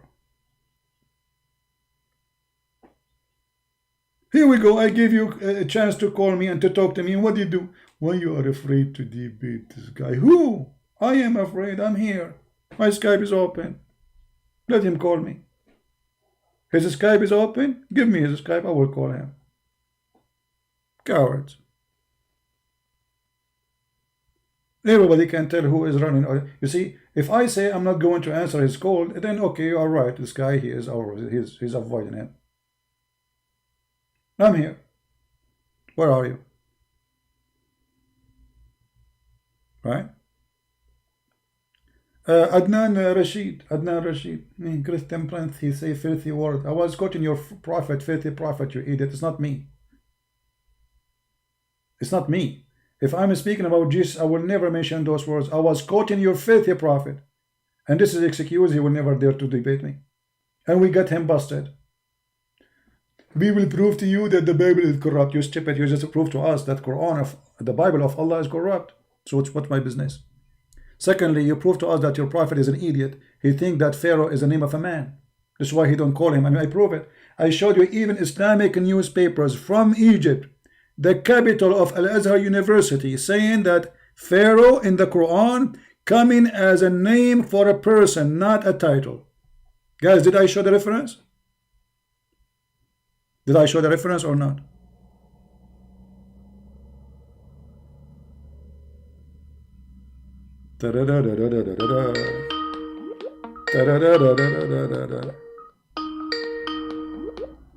Hello?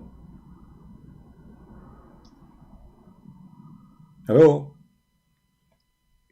Oh, finally. You're picking up. Ultimate fart, just get lost. From all the donkeys in the world, we could not find except a donkey. Can we find somebody from Senegal to call us and he have intelligent? Oh, finally pick it up. Who? Ultimate fart. You are not even a Muslim. Filthy coward.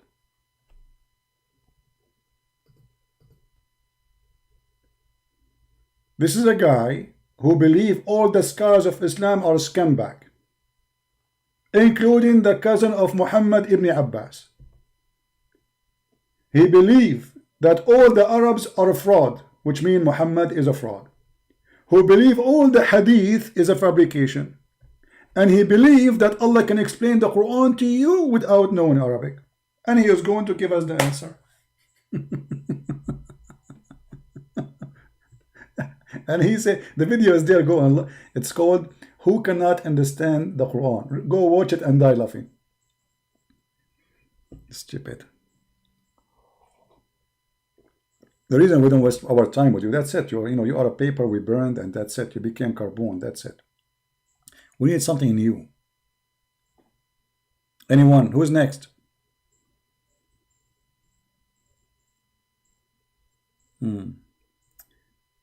Liban, I gave you a chance, you potato, son of Muta. I gave you a chance. I am the one who made the challenge. I am the one who said, call me and we will talk only about Imam Murrah. And if he does not exist, people will laugh at me. And what you did? Potato. Get out. We have no time for kids. Actually, the first thing I will talk to this Fifi, if he ever dare to let me talk to him, is a Mamura. Just to show everybody that he's a potato.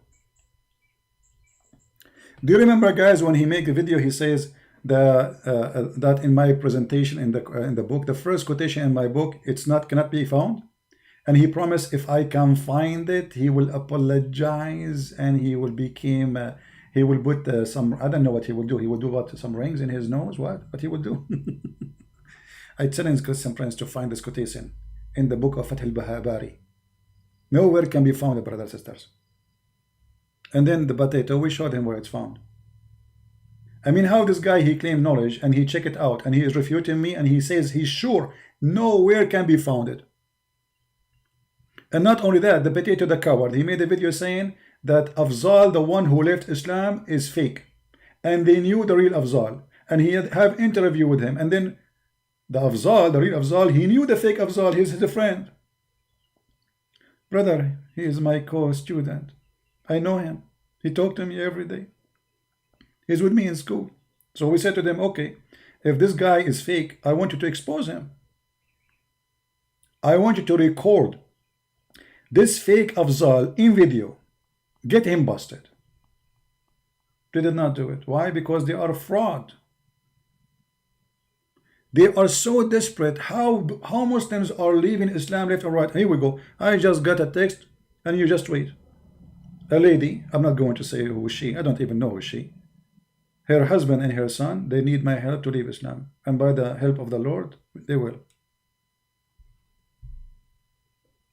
Actually, those who leave Islam under line, which means not online, on air, sorry, under the air, is way more than those who leave Islam on air, because many of them, they want to speak to me in private. All what I need to do is just find time to speak to them. Long list of people.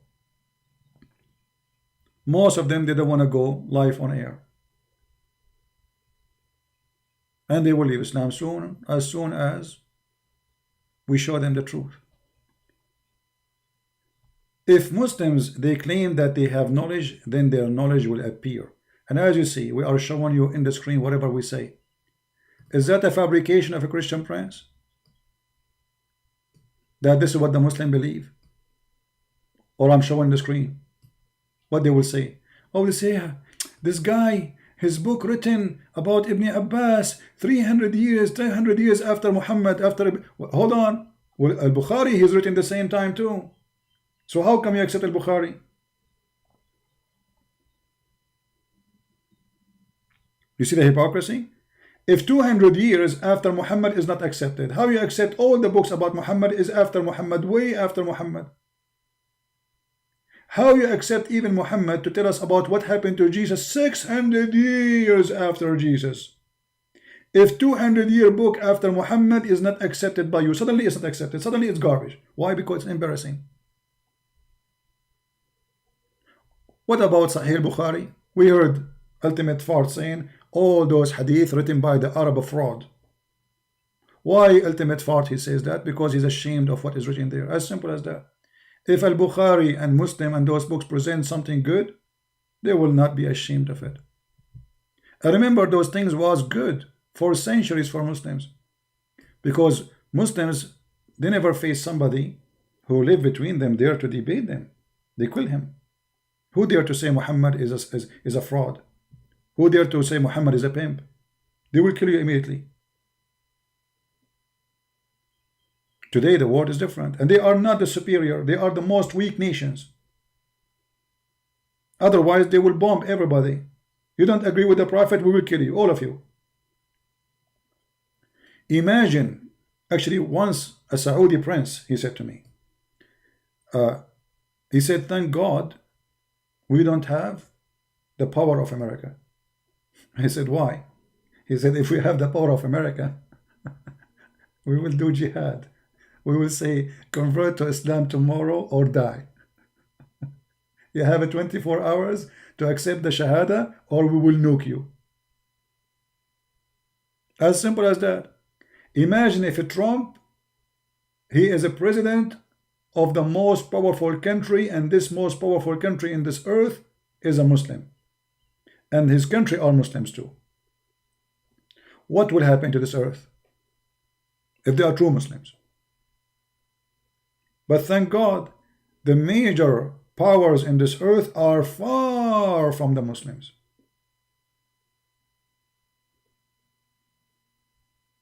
Otherwise, this earth is doomed.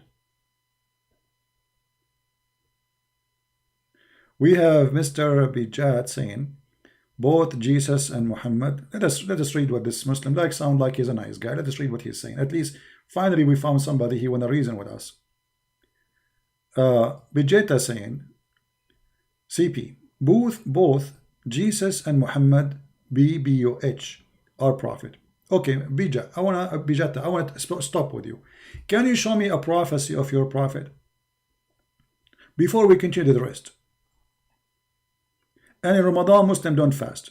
In Ramadan, people just flip the day at night and the night at day. That's not fasting. Now, you just said Muhammad is a prophet. Can you show me his prophecies? Because in order to call a person a prophet, you have to prophesy.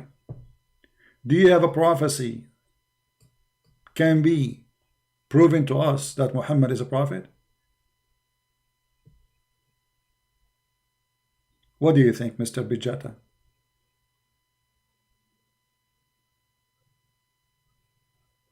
Do you have any prophecy you can give us so we can consider Muhammad? Because the second you say is a prophet, okay, what is his prophecy? Let me prophesy for you. Tomorrow the sun will come, and at sunset the sun will set. Here we go. Now, do you have a prophecy of Muhammad? I mean, I'm just using your question. You said he's a prophet. How he is a prophet? All in the Quran? Okay, choose one. Guys, he said, Mr. Bijata, he said, all over the Quran, show me one. Show me one, my friend. Here we go. The Quran is in the front of us, and we will open the verses, and we will see if this is true or not. I say, not a single place in the Quran have a prophecy. Not a single verse in the Quran. Prove me wrong.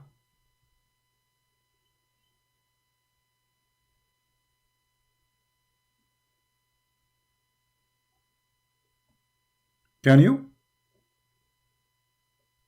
Welcome, you know, he's Indonesian, no problem. We welcome Indonesian Muslims, we love them. Which one, my friend, is a prophecy for you? You can give me one, you can search Google. All the prophecy of Muhammad is lies. He said to the kuffar, you will not believe in what I believe. And later they believe in what he believed. Didn't he say you will never believe in what I believe and I will never believe what you believe? Chapter of Al-Kafirun. How he's a prophet? He just told them you will never believe. I will never believe in what you believe and you will never believe in what I believe. And then later of them they believe in what he believe.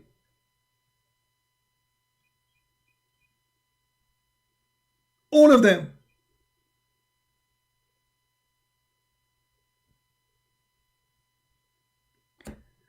Give him some time. Maybe he is looking in Google, you know, to find some miracles.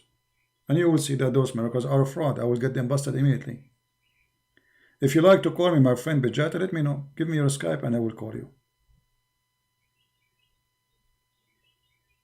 Alright? I will be happy to tell you. You sound like a nice person.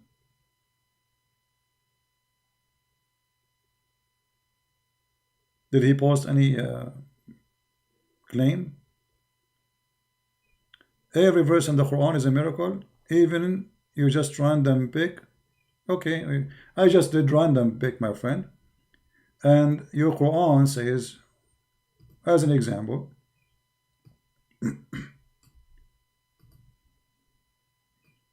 Allah will give you women with big boobs. Is that the miracle you are talking about?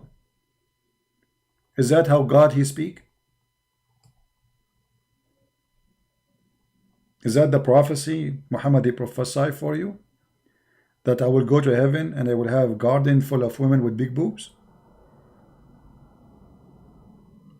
This is how prophet of God they speak and they promote their God. or this is how the devil, he tried to tempt you by boobs. What kind of God and what kind of a prophet he says, if you believe in me, I will give you women with big boobs? You tell me.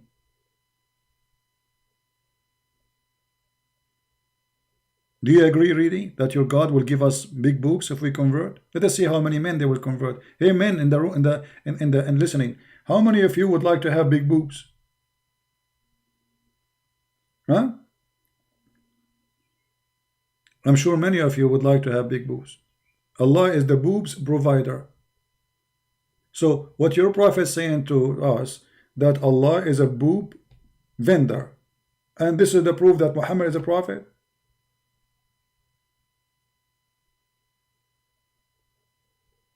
That's it. I'm really convinced.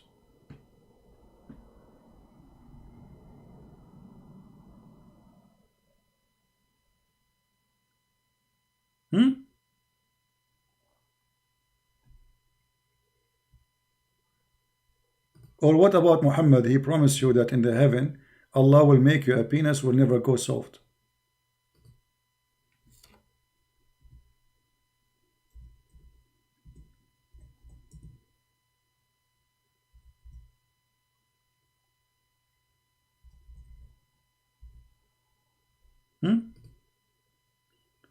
Look at this beautiful, and this is da'if, brother. Islam is da'if. Anything is embarrassing for the Muslims is da'if. Huh? Everything is da'if. Let us see, maybe we have a Muslim. Maybe it's ultimate fault. We will see. Hello? I don't hear you. Hello? Mute you too, please. Hello? Hello?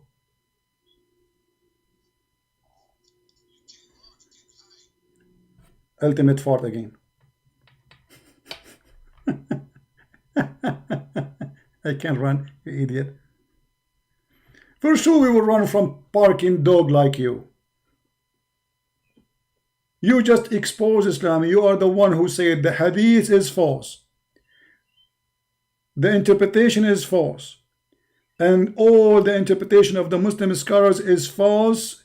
And yet you are the one who says to us, if you are a believer, Allah will explain the Quran to you. That means all those who believe in Allah, they did not get the interpretation of the Quran except you. Crazy, man. Go. Look at this.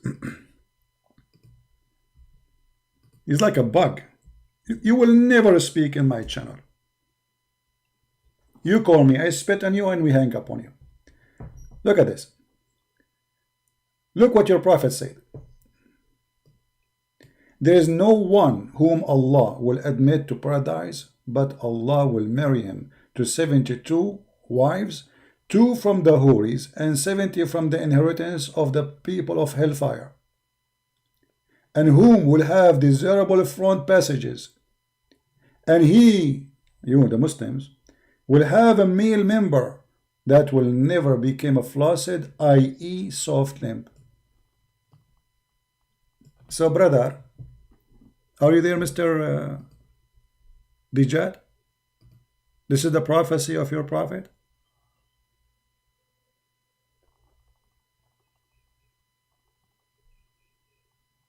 This is the prophecy of your prophet? Talking about your penis?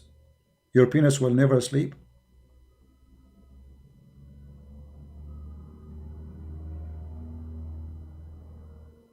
Is that the prophecy?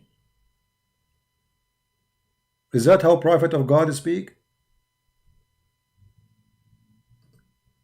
Brother and sister, prophet beat up him. He said, in the heaven we are going to have a very nice penis, and our penis will never sleep. Brother and sister, the penis of a Muslim in heaven is going to be always active, brother.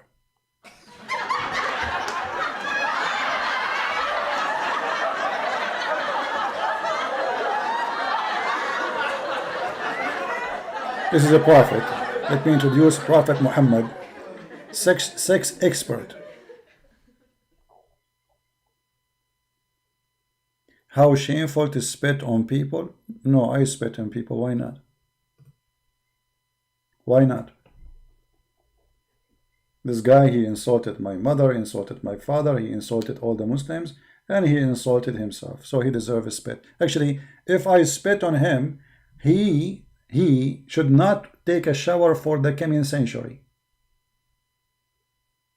It's an honor. And as long you are speaking about spitting at people, what about your prophet saying to the Muslims, go and bite the penis of your father?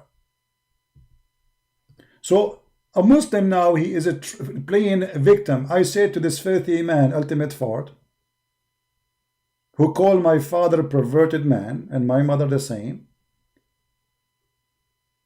He is saying, if you say I spit on you, shameful thing. Is it shameful when your prophet said, the one who is proud about his heritage, tell him to go and bite the penis of your father? Oh, sure, no. That's very nice. It's not shameful. Spitting, you say spit? Shame on you. Did you say you will spit on him? Shame on you. What if I show your prophet spitting at people? What you would do?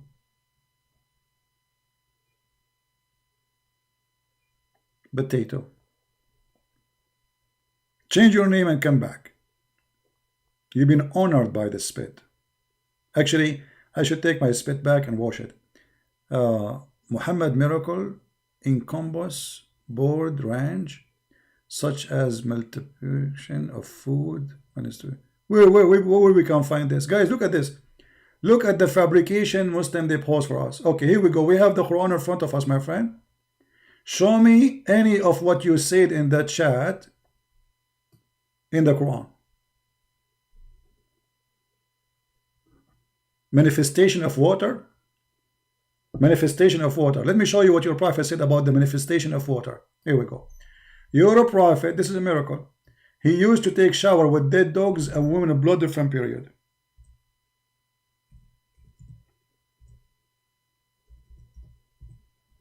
Is that the manifestation of water, my friend, you are talking about?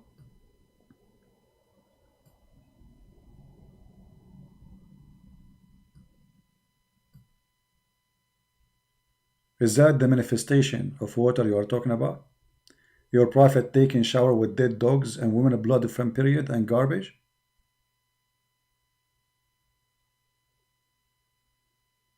Is that the one? That's a miracle. This is the Islamic shampoo. If you want to make an Islamic shampoo, brother, this is the recipe.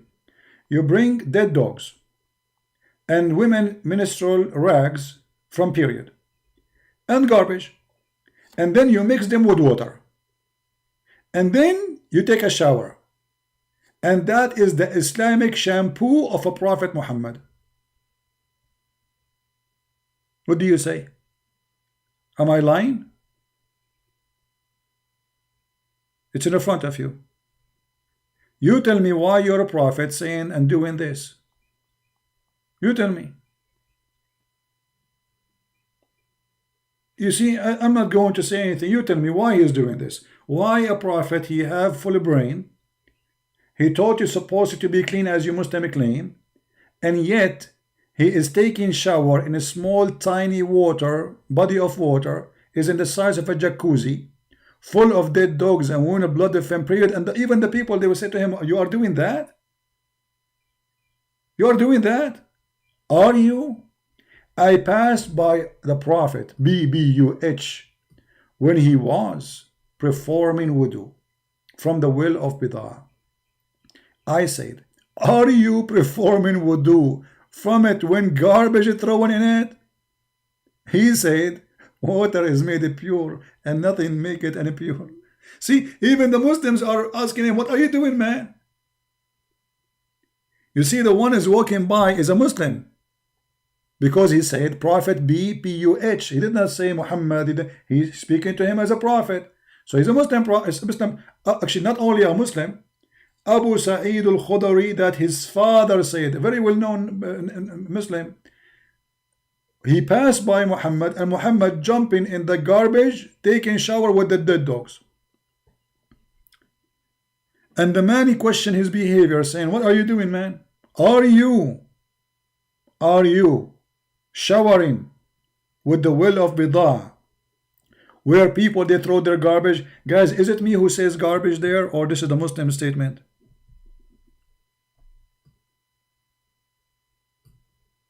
Is it me who said the word garbage?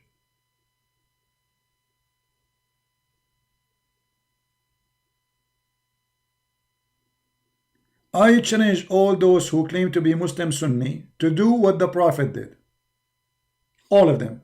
I challenge you to make a video about you jumping in a jacuzzi, and before you jump in the jacuzzi, you have to throw a bunch of dead dogs, women rags from period. You don't need to add like 100 rag, you know, enough to add maybe 10. Huh? And garbage. And not only that, even the hadith says stink, nothing. Nothing. You see here it says in Arabic, the Muslim they do not translate correctly. It says ما يكره من النتن, what is hated from the stinky. It is stinky. It's not only saying garbage. They lie in the translation. Stinky garbage, stinky throwing out stuff.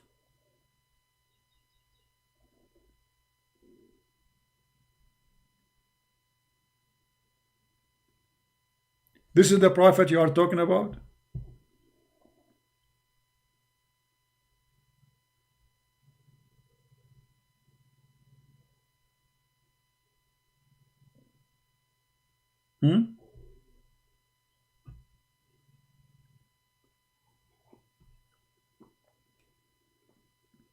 Any Abdul?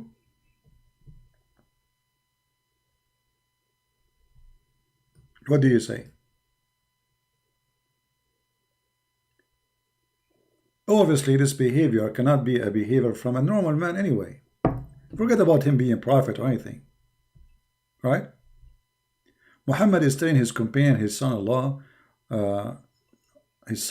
Atman, that the calamity would baffle him, would follow with his entering paradise.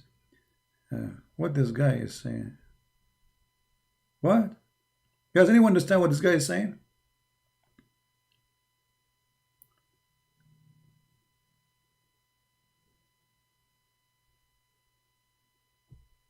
I thought now you are busy taking the recipe for the shampoo. You know what? I'm going to make an Islamic shampoo called stinky shampoo. And I put in the bowl, I will put a picture of women rags from menstruation, dead dogs. Their belly is coming out, and the worms are eating them.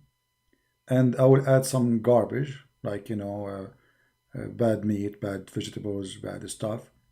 And I put them all in like salad. They are mixed, and I advertise for them halal shampoo.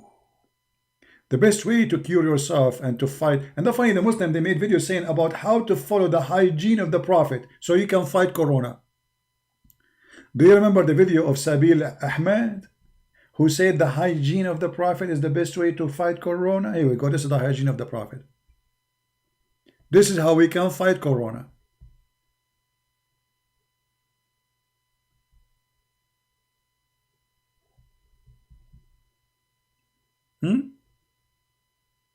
How this can be a prophet of God?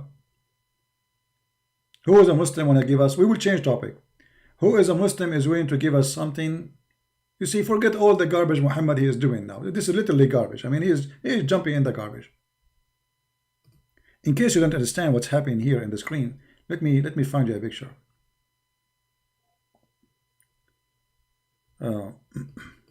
Because maybe some people they are not getting it yet, what we are talking about. Maybe. You never know.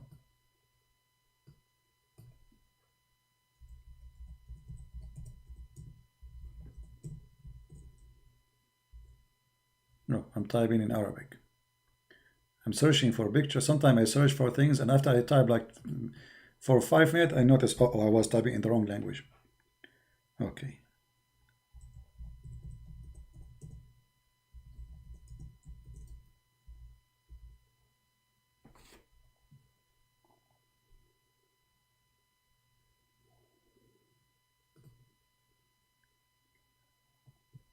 Brother, for sure we are not talking about the person in the video, we are talking about Muhammad. I mean, in the screen we will show you some pictures.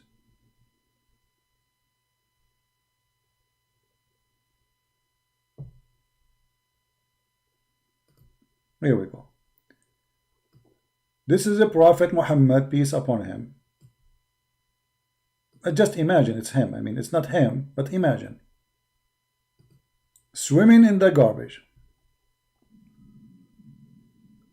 Did you get the idea?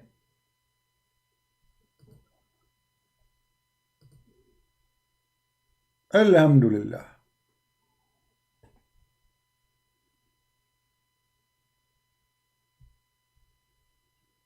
Huh?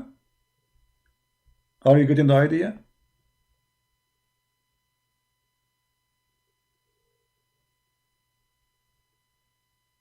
How a prophet of God is doing that? Those are poor people. They live in a poor area. God knows what happened to them. How a prophet of God, he do such a thing?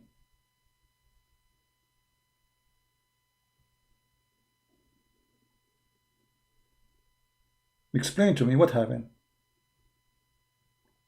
And finally, the Muslim, they say to us, Muhammad, he taught us how to be clean, how to be hygiene, how to be all those lies, when Muhammad himself was swimming literally inside the garbage. Muhammad, he put his head under the water, he put his head up, a rag of a Muslim, from a woman menstruation in his head, or maybe a dead dog.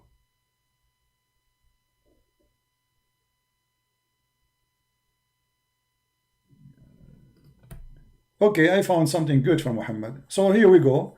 We have some rags from women period. We have dead dogs in this small tiny water, and we have garbage. And Muhammad is swimming there. And Muhammad claimed that water is always pure, nothing make it impure. And now I have to believe that Muhammad is truly a prophet. I mean, obviously he is a prophet. Look at this. Who can deny that?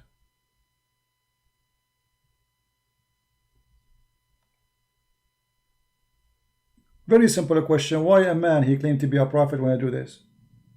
You see here the water is really big. I mean, this is maybe like a lake or a river polluted with garbage. But Muhammad was swimming in a tiny space.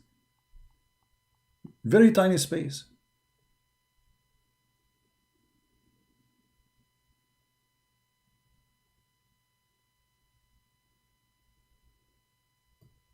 Why Muhammad want to do that? Any Muslim have any explanation?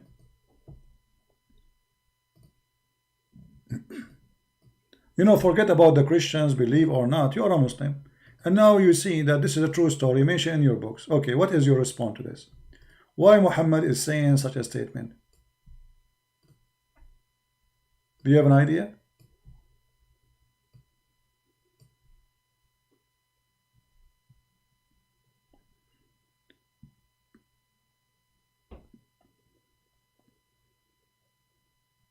Any Muslim have an idea?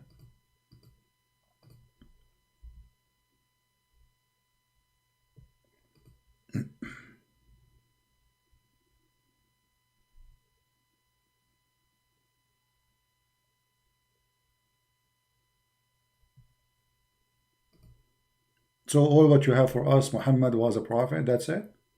You have to explain to us what's happening here. That's not a normal behavior of a human being unless he is mentally ill. And actually, all the reference prove that Muhammad was mentally ill. In the old days, you know, the Arab, when somebody he have mental illness, they say that he have a genie. He have a genie. Right? Let us see here.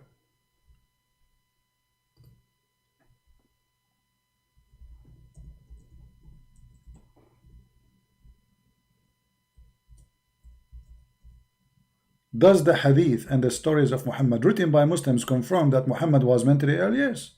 Read. once the prophet was bewitched, so that he began to imagine that he had done a thing, in fact he did not. So what happened to Muhammad? He was bewitched. Who confirmed that? You Muslims. So now we have to follow a bewitched prophet.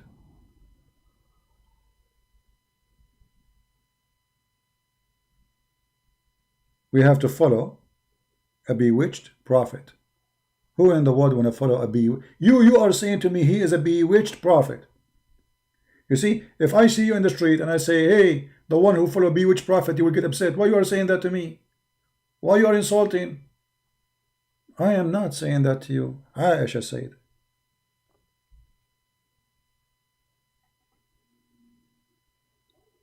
So we as a Christian, we should always introduce Muhammad as the bewitched prophet. Whenever you speak to a Muslim, tell him you are a follower of the. It says that this guy, he lost his mind. Not only he imagined himself done thing like for certain things, no, everything, including sex. Even Muhammad, when he have sex, he is not sure he had sex or he had ice cream. Look at this. Aisha, she said, the prophet continued for such and such period, imagining that he had sexual intercourse with his wives, all of them, but in fact he did not. Even his sex, it was a fraud. So now, as long as this guy, he imagined things, is it possible that he imagined he saw an angel? Is it possible he imagined he spoke or God sent him messages? Is it possible that Muhammad is hearing voices? Yes. Actually, Muhammad, he said in different hadith that when he received inspiration from Allah, from Jibreel, yufsamu anni. Yufsam, you can go and ask anyone. If somebody have double personality, they say لديه انفصام الشخصية, double personality. Muhammad, he hear voices of the angel. And how the voice of the angel come to him? As a sound of a bell. Read it.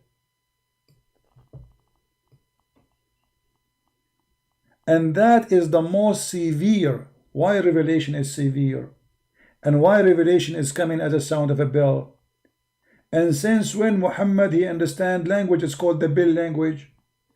Think about it.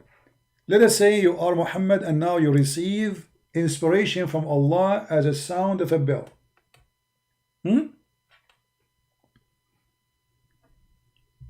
Allah gave you a verse. Okay, how the verse look like, sound like? Bell. How the bell sound like? I mean, all of us, we knew how the bell sound like, right?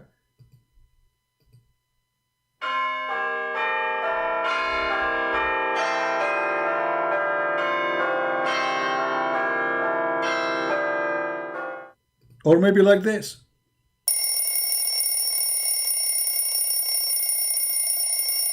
Or maybe like that.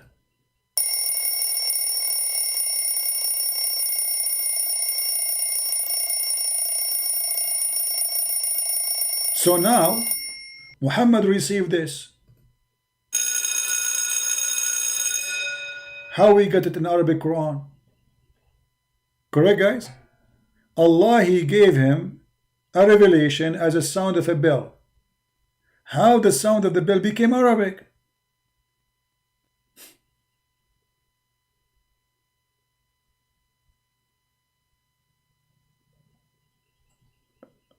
Read it. He gave him a sound of a bell.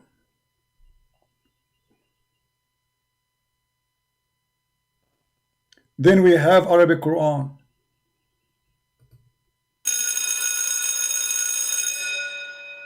Okay, I want you to translate to me to a verse in the Quran. Go ahead, Muhammad. Muhammad, I'm waiting for you. Okay, translate this to me to Arabic, please. This is madness. This is stupidity. Yeah, in different place, Muhammad, he says that Shaitan, he is the one who used bell. He forbid the Christian from using the bell because the bell is a sound instrument, the musical instrument of Shaitan. So how the musical instrument of shaitan became the musical instrument of Allah of revelation?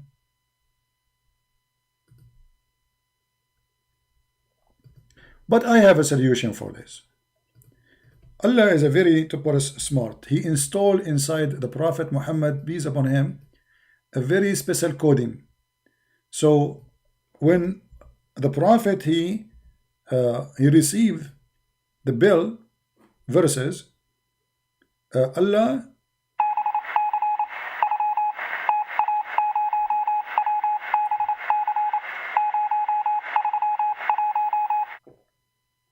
aha, that makes sense. It's obvious. Allah gave him a ring. Muhammad, he used Morse code. He translated to Arabic.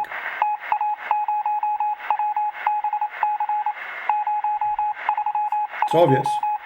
It's like light. It's so clear. Very easy.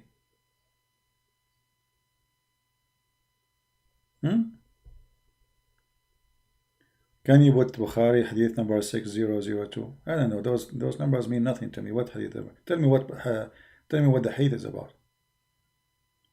I don't remember those hadith by their numbers. They are stupid numbers. Their numbers are not even real. Where is the Muslims who want to tell us what's happening? So obviously we have a madman. Hear voices. I mean, how in the world, and why Allah want to give him the instrument of shaitan? How Muhammad, he said clearly that angels do not accompany somebody he have a bell with him. So how they are coming to him with the sound of the bell? Huh? The Prophet said the bell is one of the musical instrument of shaitan. Thank you, Prophet, for your wisdom. True story. I heard Allah Messenger saying the angels do not enter a house in which there is a small bell.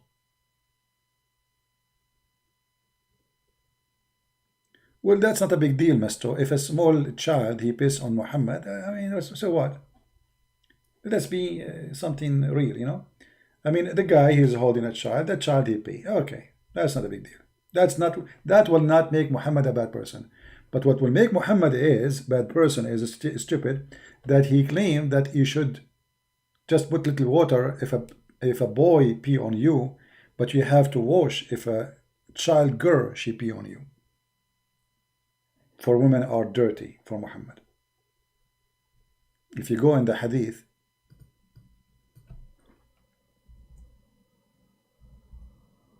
let us see if I can find it. Here we go. The urine of a female child should be washed, and the urine of a male child should be sprinkled over. Do you see it? Do you see it? That will make it stupid. But a child he pee on Muhammad, what a big deal. Not a big deal. Do we have any Muhammadan?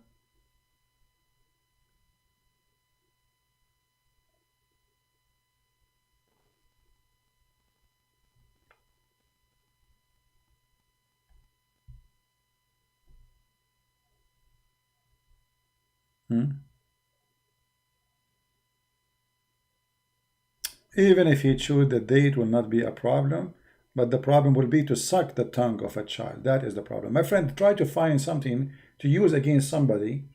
It is really serious. If I chew food for a child, maybe he cannot eat, and I put it in his mouth, that is not a crime. Maybe it sounds disgusting for you, but it's not a big deal. But sucking the tongue of a child, that is a different story. And that's what Muhammad did. So if you want to find something, try to find something really, it make a point, prove a point. Don't do what the Muslim do.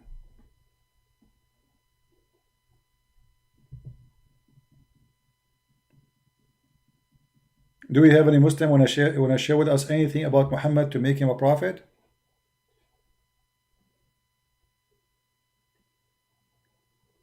Anyone?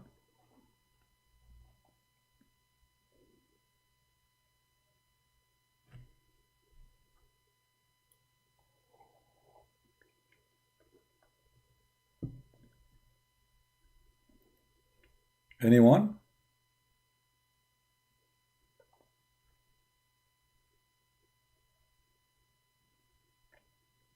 Yeah, and yeah, as exactly. If you sprinkle some water in the child urine, you did not clean it, it's still there. Correct? Stupid, isn't it? You see, like wash from the child of the female urine, but if it's a boy, just a sprinkle. And the funny, Muslims, they don't even sprinkle if dogs they pee inside the mosque.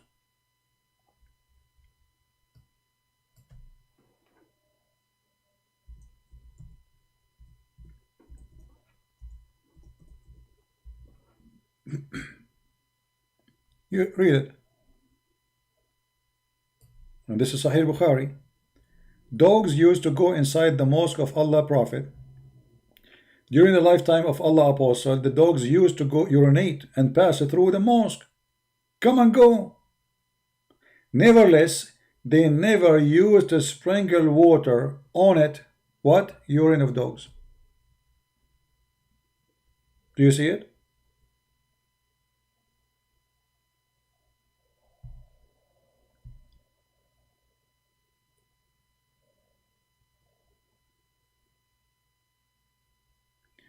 True or false? Allah Messenger poured water over his private part and washed him with his left hand, and and he dried his hand in the wall.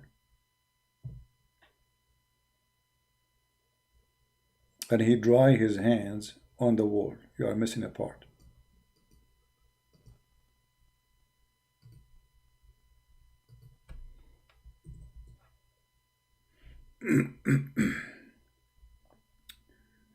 Let us see.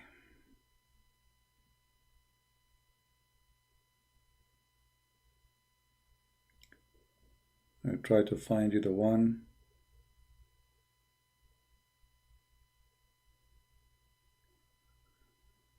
Where it says he dried his hands on the wall.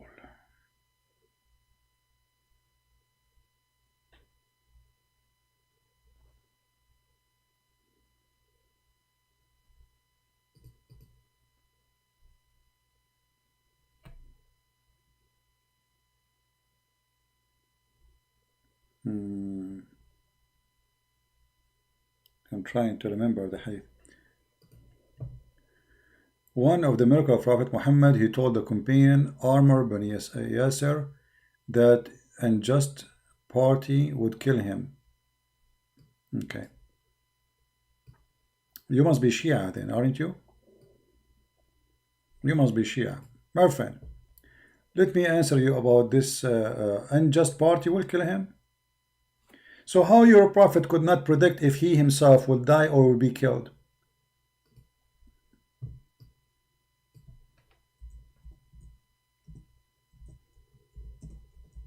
Read with me and laugh.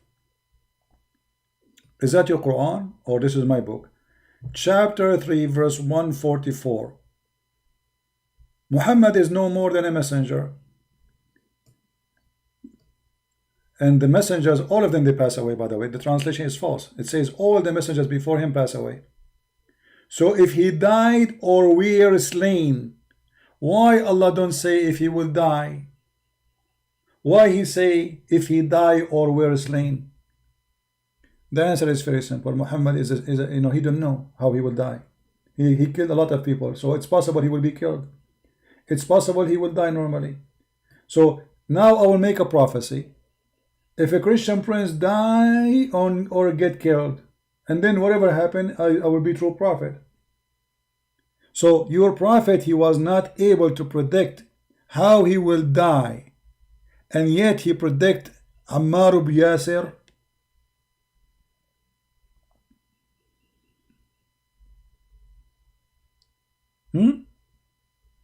All those stories are fabrications.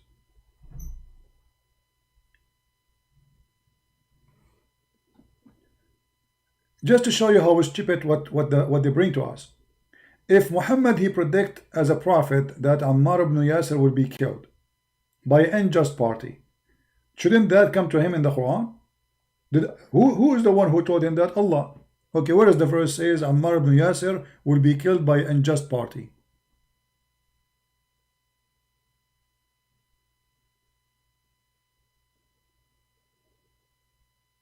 What do you think? Because if Allah taught Muhammad something, it's going to be in the Quran. And if you say to me in the Hadith, that's mean Muhammad, he did not have his religion in the Quran, he have it in the Hadith. Because that's mean Allah, he taught him that. So what Allah said to him? Allah said to him, show us how this happened. How Allah, he said to him, that is a guy, his name is Yasir ibn Ammar, is going to die, and how he will die, but this is not in the Quran.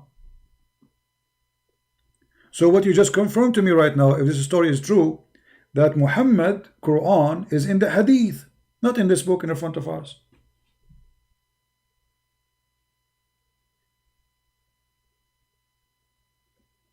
You see what you just did?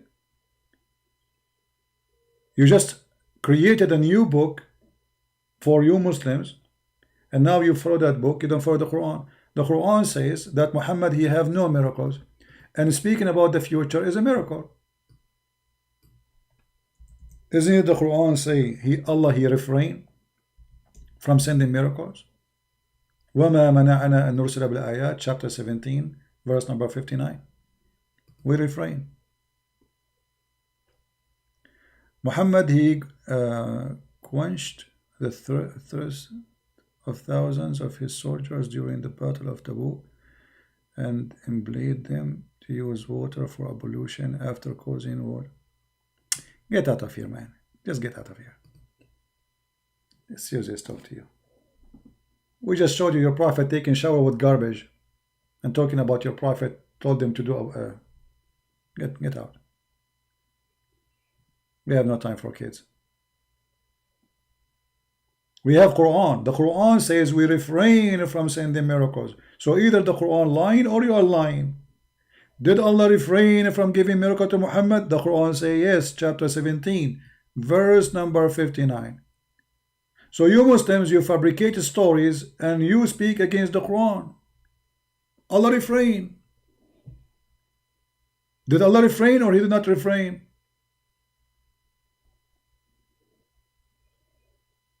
How Allah, he says he refrained from giving miracles to Muhammad, and now you are saying to me Muhammad, he had. That's mean this verse in the Quran is a fabrication.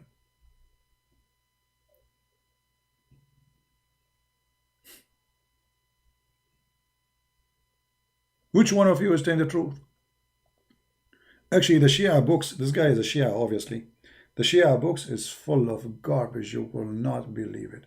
Like the Sunni books, they have books like hadith about Muhammad. He ordered the trees to come and cover him in shade when he's doing his poo-poo,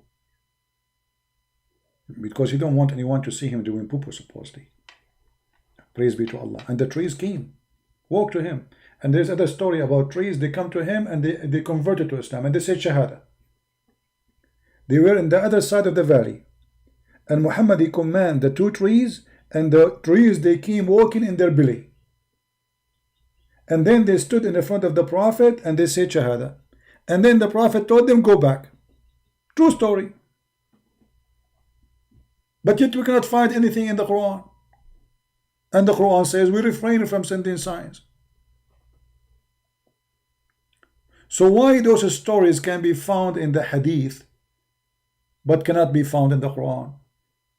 Why Allah, he mentioned to us miracles of Musa, Isa, many prophets, but when it's come to Muhammad, the miracle of Muhammad does not exist in the Quran. For it is fabrication.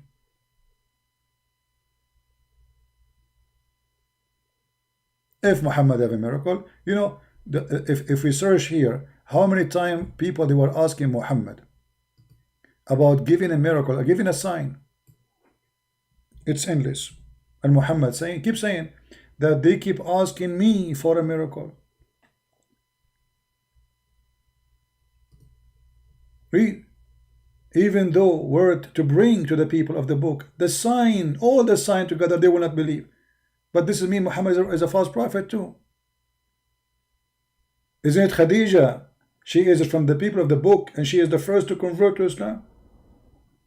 Isn't you Muslim today? You say to us there's a Christian, they are converted to Islam.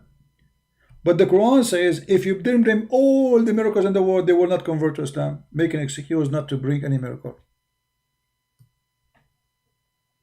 Do you see it?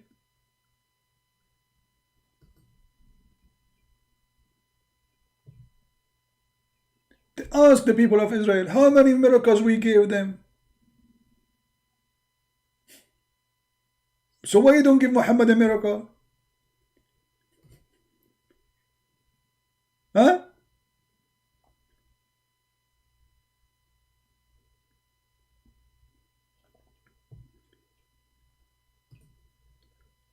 Here,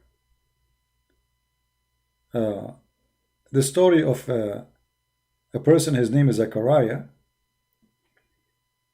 and when the angel or Allah, he spoke to him, or the angel spoke to him, telling him that he will have a child.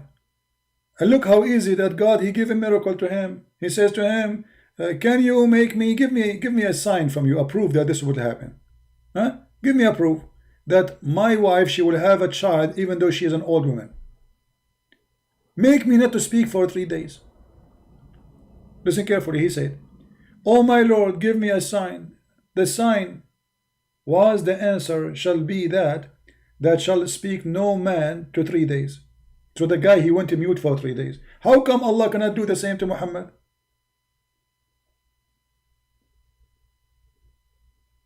Muhammad, he split the moon in the Quran. My friend, even the Quran never says so. That is a fabrication of the Muslims. Muhammad, he report that he saw the moon split and judgment day is near. Where it says Muhammad split the Quran? Read it. Which is a false prophecy. Muhammad, he claimed that the moon split asunder, cleft asunder, and the judgment day is near. So the judgment day started. Is the moon split? No. Is it still there? Yes. Do we have it 2 pieces? No. So Muhammad the fool, he saw eclipse in his time. And he, actually this is a poetry by a guy, his name is Qais, and we made a video about it. It says exactly the same as Muhammad is having the Quran.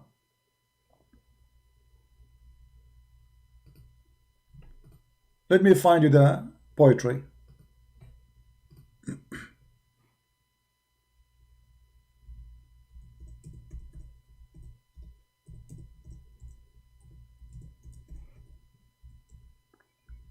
And the Muslim, they fight this poetry everywhere. They will not let it published, but we preserve it. We have it preserved. It's too late.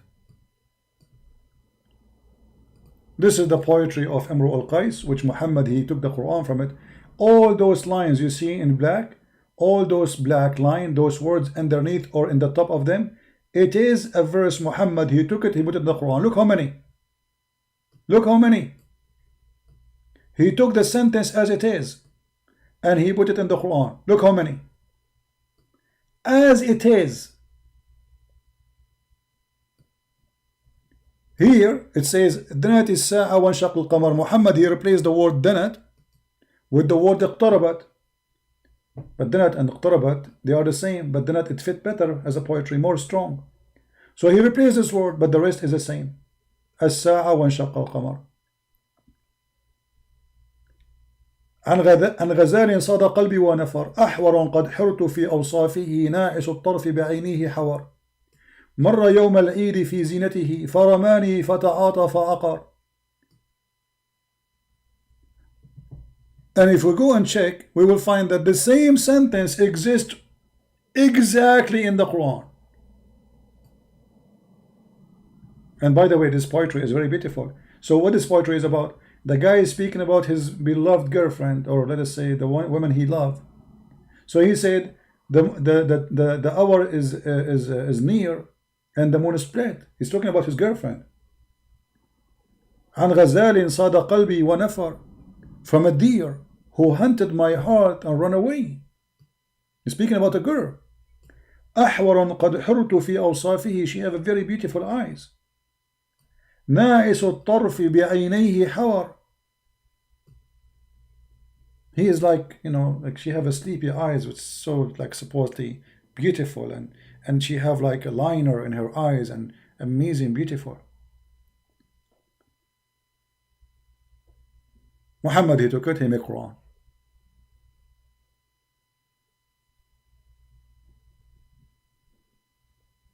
If we search for those sentences, we will find them all over the Quran. ناقص الطرف.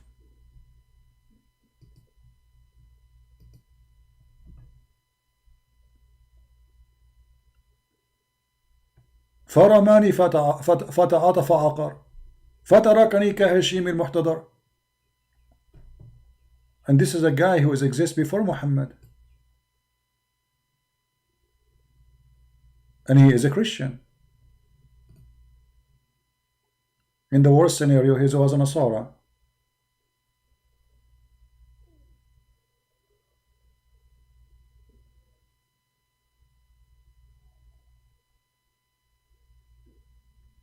So in the chapter of the moon, where Muhammad, he says the moon split asunder, he got himself busted actually, because he copied a poetry of a person exists before him.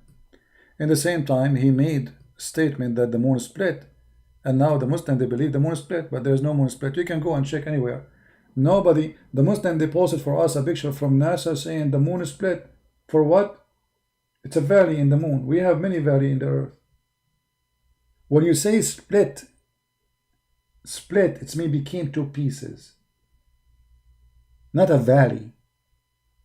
We have a valley in earth. Is the earth split? No. We have one of the biggest valleys in America in the world. It's called the Grand Canyon.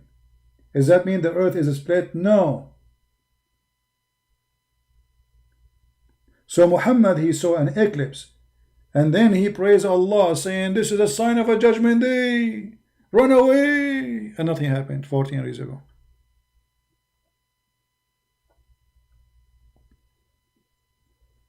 Do you see it?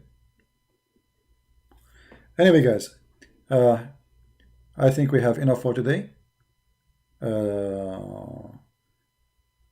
We hope to see you soon again.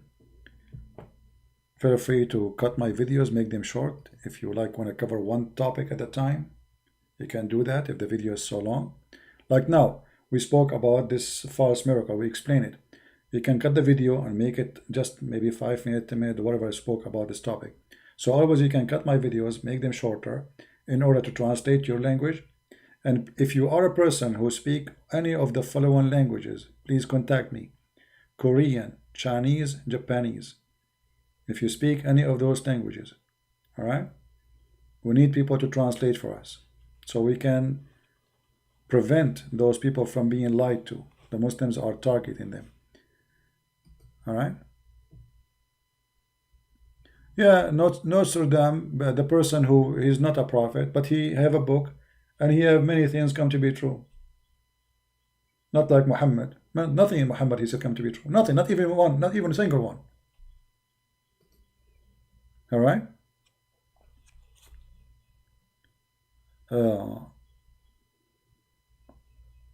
Is that the particular verse after Waraqah died? We don't know really. I mean, the Islamic history is very confusing. There is no history. You see, when Muslims, they receive their history, they say we receive it from Ibn Ishaq. But the fact, they don't have the book of Ibn Ishaq. Where is the book of Ibn Ishaq? I want to read it. They have books written from a student of a student, and all those students, each one of them, he says in the introduction, there's many hadith are not suitable to be attached to the Prophet, so we delete them. So imagine how much the filtering happened and how much story we are missing about Muhammad. They throw them away. Anything will not be suitable up to the one who is collecting the story, he throw it away. So you can tell that the stories of Muhammad are gone. We don't have really his stories. What we have is the filtration which Muslims who worship Muhammad trying to make Muhammad look a perfect guy. So all the garbage we have about Muhammad swimming in the garbage is about them trying to make him the perfect garbage guy. So imagine if this is after filtration. So how it was before the filtration? You know what I mean? If this is after the shampoo, do you understand? If I say to you, anything will insult the Prophet, we took it away. Anything will not not make the Prophet look good, I took it away. And then you find that Muhammad taking shower with dead dogs and women blood of being period. So how much garbage we are going to read about Muhammad? And they took it away.